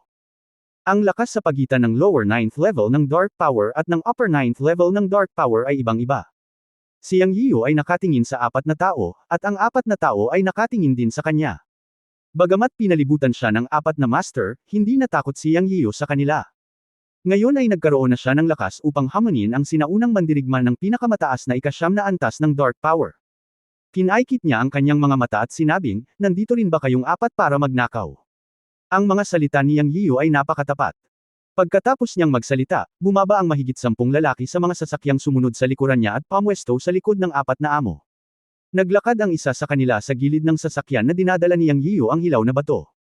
Binuksan niya ang sasakyan at nakita niyang wala talaga sa loob. May nagsumbong sa matanda na may goatee na medyo normal lang. Sa oras na ito, ikinaway ng matanda ang kanyang kamay at hiniling ang higit sa 10 tao na humabol sa direksyon ni Chinke at ng iba pa. Pagkatapos ay dahan daw ang sinabi ng matanda, anak, medyo prangka ka. Dahil alam mo ang layunin ng aming pagdating, hindi ba dapat mong ibigay ang hilaw na bato o ang ari-arian sa iyo? Ipinapangako kung hindi ko sasaktan ang buhay mo. Yang. Narinig ni Yiyan na nagsasalita ang matandang lalaki sa wikang Jiusho, pinaikit ang kanyang mga mata at sinabing, hindi imposible, ngunit depende ito kung may kakayahan ka. Sa oras na ito, nagsalita ang matandang babae, ngunit sa sandaling magsalita ito, halos mapasukan niya si Yang Yiyan. Anak, huwag mong isipin na ikaw ay isang piraso ng berdeng sibuyas dahil lamang sa nakapatay ka ng basura sa ibabang bahagi ng ika-9 na antas ng dark energy. Maging matalino at isigaw ito ng mabilis. Well, wala namang masama sa sinabi ng matandang babae. Anyway, delikadong salita ang mga iyon, pero ang halos sa mukha si Yang Yiyan ay halatang babae siya, at nakakapagsalita siya ng Jiusho language kapag ibinuka niya ang kanyang bibig, ngunit ito ay isang magaspang na boses ng lalaki. Ang mga salita. Huminto sa tenga ni Yang Yiyo, na nagbigay sa kanya ng goosebumps. Hindi niya napigil ang magsalita, patay na shemale. Galit na galit ang matandang babae nang banggitin niya ang Shimel, naghahanap ka ng kamatayan. Sa sandaling natapos niya ang kanyang mga salita, lumukso siya patungo kay Yang Yiyo. Siya ay napakabilis kaya naabot niya si Yang Yiyo sa isang iglap, iniunat ang kanyang kamay at direktang humawak sa mga mata ni Yang Yiyo. Ang kanyang mga pamamaraan ay napakasama. Si Yang Yiyan ay hindi natakot. Sa perpektong pagtakbo ng kanyang chi, nasuntok niya ang matandang demonyong babae. Bang! Nagbanggaan silang dalawa, gumawa ng mapurol na tunog, at isang alon ng chi ang umalangaw-ngaw. Ang matandang babaeng demonyo ay sumigaw sa sakit, at ang kanyang katawan ay umatras ng 3 metro bago huminto. Ngunit tiwala si Yang Yiyan sa kanyang puso. Pakiramdam niya ay ganap niyang kayang sugpuin ang sinaunang mandirigma sa tuktok ng ika-9 na antas ng madilim na enerhiya. Gayunpaman, narinig niya ang namatay na babaeng demonyo na nagsabi sa iba pang 3 tao, Shanto Old Ghost, Fake Monk, Shanai Jun, kakaiba ang batang ito. Paano kung magsanib puwersa tayong 4 para ibagsak siya at hatiin ang ari-arian ng pantay-pantay? Sa lalong madaling panahon. Sinabi ito ng matandang babae, nagbago ang mukha ni Yang Yiyan. Ang pagharap sa isang sinaunang mandirigma sa tuktok ng ika-9 na antas ng madilim na enerhiya, sapat na siyang harapin ito, ngunit sa pagharap sa 4 na taong nagsanib puwersa, hindi siya sigurado sa kanyang puso. Pagkatapos ng lahat, ang sinaunang mandirigma sa tuktok ng ika-9 na antas ng madilim na enerhiya ay malapit na sa likas na alamat. Okay lang magsanib puwersa, hahaha, ang unang sumagot ay ang peking monghe na binanggit ng matandang demonyo. Feasible naman. Patayin muna natin ang batang ito. Umalangaw-ngaw ang matandang lalaking may goatee, na kilala rin bilang matandang aswang Shento. Ang huling lalaking Fuso, si Shanyejan, ay nagsabi rin, hey. Nang makitang magsanib puwersa ang 4 na tao, naging seryoso si Yang Yiyo. Gayunpaman, sa sandaling ito, isang malakas na boses ang nagmula sa malayo, tingnan natin kung sino ang manggahas. Kabanata 240 sa tingin mo ba ako ay isang pushover? Kasama si Yang Yiyo, pagkatapos marinig ang boses na ito, tumangala siya at tumingin sa malayo. 3 sasakyan ang lumitaw sa paningin, umaatungal na parang mga hayop. Ang tunog kanina ay halatang nagmumula sa mahigit 100 metro ang layo. May isang master, naisip ni Yang Yiyo sa kanyang puso. Hindi ko alam kung kaaway ba ito o kaibigan. Bagamat ang boses na iyon, makikita ko kung sino ang manggahas, narinig kong huminto ang kakilala. Ngunit hindi nang ahas si Yang Yiyo na tiyakin kung kakainin ng huli ang kanyang piraso ng taba ng mag-isa. Nang hindi nagsasalita, pinaikit niya ang kanyang mga mata at tumingin. Anyway, 4 na ang master, at wala na siyang pakialam sa isa pa. Sa isang kisap mata, huminto ang 3 sasakyan sa labas ng kalsada, bumukas ang mga pinto, at isa-isang bumaba sa sasakyan ng mga sinaunang mandirigma, at hindi mahina ang kanilang mga aura. Ang pinakamaliit ay nasa ika-5 antas ng dark energy. Isang kabuuang 15 tao. Ang pinuno ay isang matandang nasa edad na 60, na may matangos na tingin, ang kanyang mga mata ay kasing talas ng talam, at ang kanyang aura ay puno ng aura. Ang matandang ito ay nasa tuktok din ng ika-9 na antas ng madilim na enerhiya. Sa tabi niya ay may 2 middle level na 9th level dark energy masters, isa sa kanila ay isang taong kilala ni Yang Yiyo, si Duan Mulei. Sa puntong ito, naunawaan niya na ang grupong ito ng mga tao ay mula sa pamilyang Duanmo, isang higanteng puwersa ng mga sinaunang mandirigma sa timog. Hindi niya alam kung bakit sila sumama sa kasiyahan. Baka gusto talaga nilang kainin ang matabang piraso ng karne para sa kanilang sarili. Napaisip si Yang Yiyo, at tumingin sa 4 na tao sa paligid niya, nakita ko lang na nagbago din ang mukha ng 4 na tao nang makitang lumitaw ang mga tao mula sa pamilyang Duanmo. Sila daw. Matakot sa mga tao mula sa pamilya Duanmo. Ito ay lubhang nakalilito kay Yang Yiyo.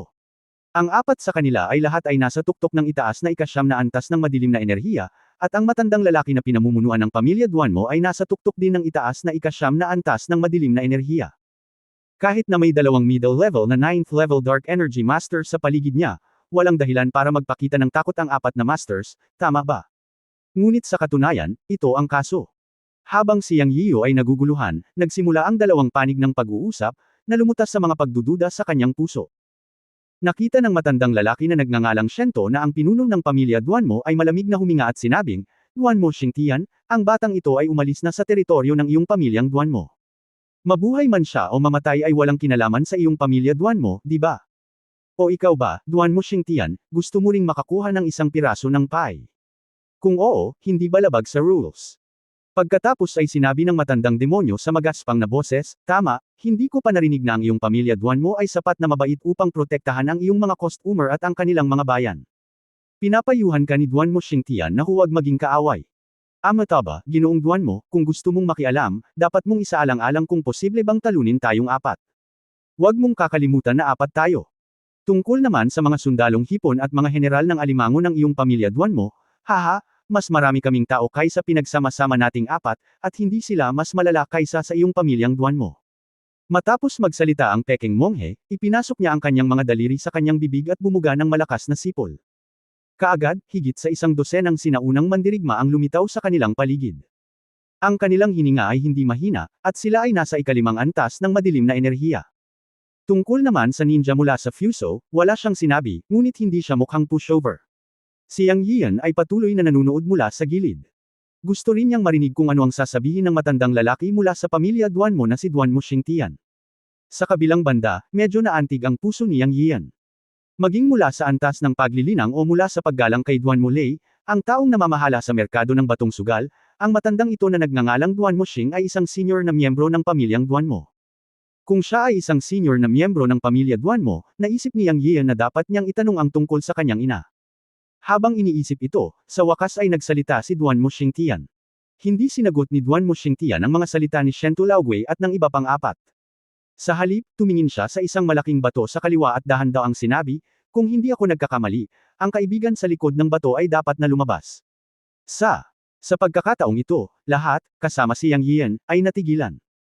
Walang nakapansin na may tao sa likod ng malaking bato 3 metro ang layo. Hindi mo na kailangan isipin para malaman na isa rin siyang master na hindi pa nadidiscover ng lahat. Siyempre, para kay Yang Yian, ito ay dahil hindi pa siya nakapasok sa saklaw ng kanyang espiritual na kamalayan, kung hindi, walang sinuman ang hindi niya mahahanap. Nang matapos magsalita si Duan Mo Xingtian, isang lalaki ang naglakad sa likod ng malaking bato sa paningin ng lahat. Siya ay isang maikli, mataba, bilog na duwende, wala pang 1 metro ang taas. Ngunit siya ay mukhang napakatanda, na may mahabang buhok at balbas, makapal na pilak, kahit na sa kanyang mga 70 o 80. Sinabi ng dwarf kay Duan Mo Xingtian, binabati ng matandang bansa na si Kang Huan ang pinuno ng angkan ng Duan Mo at mga kapwa tawista. Ituloy mo, nandito lang ako para manood ng saya, hehe. Ang dwarf na nagsasabing si Kang Huan ay nagsasalita ng wikang Kyushu at binati si Duan Mo Xingtian at iba pa. Nandito lang daw siya para manood ng saya, pero kung tutuusin ay walang naniwala sa kanya sa eksena. Tumawa ng malakas si Duan Mo Xingtian, mahusay, ngayon maraming mga weirdo ang nagtipon, Duan Mo Xingtian ay nginisyon, pagkatapos ay tumingin sa dwarf at sinabi, narinig ko na mayroong isang Sky Awakener na mahusay na tumakas sa ilalim ng lupa.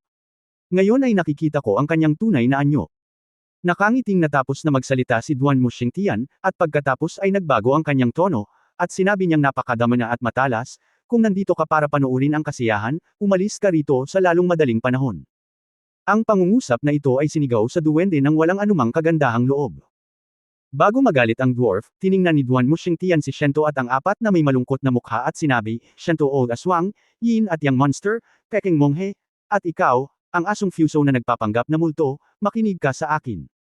Huminto si Duan Mo Xingtian dito, itinaas ang kanyang kamay at itinuro si Yang Yiu at sinabing, ang batang ito ay may koneksyon sa aking pamilyang Duan Mo. Ngayon paprotektahan ko siya. Ang sinumang maglakas loob na hawakan siya ay kaaway ng aking pamilyang Duan Mo. I swear na lalaban ako hanggang kamatayan. Ang mga nakakaalam kung ano ang mabuti para sa iyo ay dapat na umalis dito sa lalong madaling panahon. Dahil sa mga salita ni Duan Mo Xingtian, namutla sa galit si Shento at ang dwarf. Hindi nila akalain na si Duan Mo Xingtian ay magiging napakasobra. Sinabi niyang paprotektahan niya si Yang Yian. Maging si Yang Yian ay natigilan nang marinig niya ang mga salita ni Duan Mo Xingtian. Hindi niya inaasahan na si Duan Mo Xingtian ang magiging pinuno ng pamilya Duan Mo, at hindi niya inaasahan na sasabihin ni Duan Mo Xingtian na may koneksyon siya sa pamilya Duan Mo.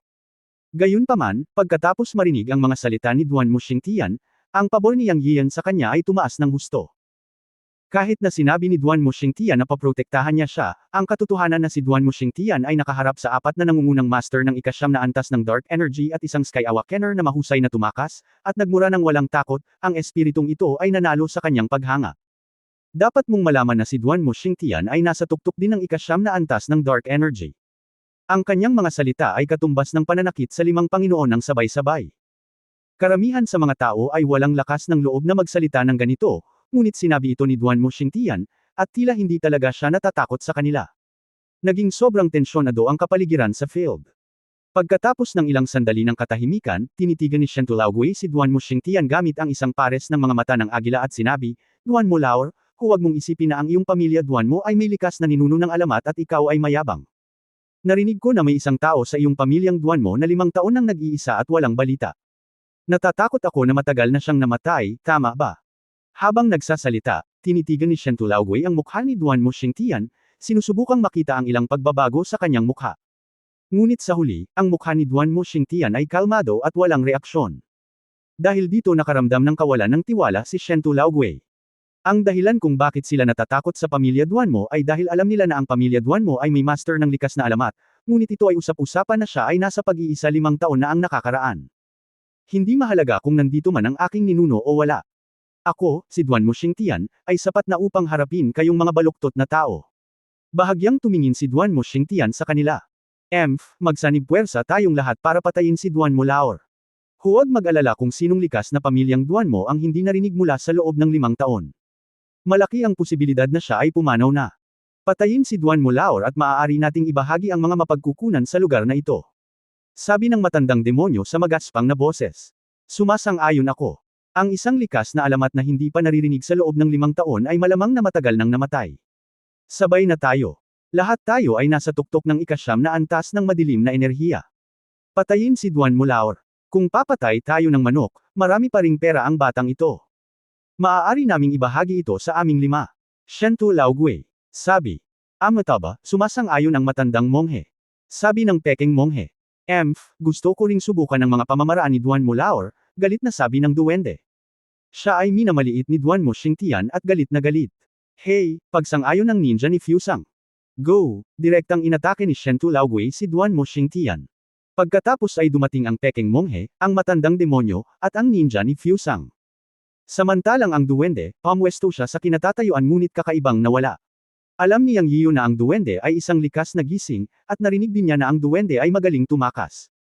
Sa sandaling ito, iniunat ni Duan Muxingtian ang kanyang kamay, at isang anak ng pamilyang Duan mo ang nagbigay sa kanya ng isang sinaunang broadsword. Ang sinaunang espada ay humuhuni at lumipad palabas ng katawan, at ang temperatura sa bukid ay agad na bumaba.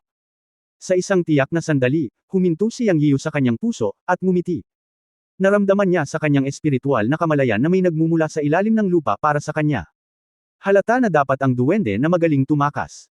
Ngumisi siya sa kanyang puso, sa tingin mo ba ang kapatid na iyon ay isang malambot na persimmon? End of this chapter.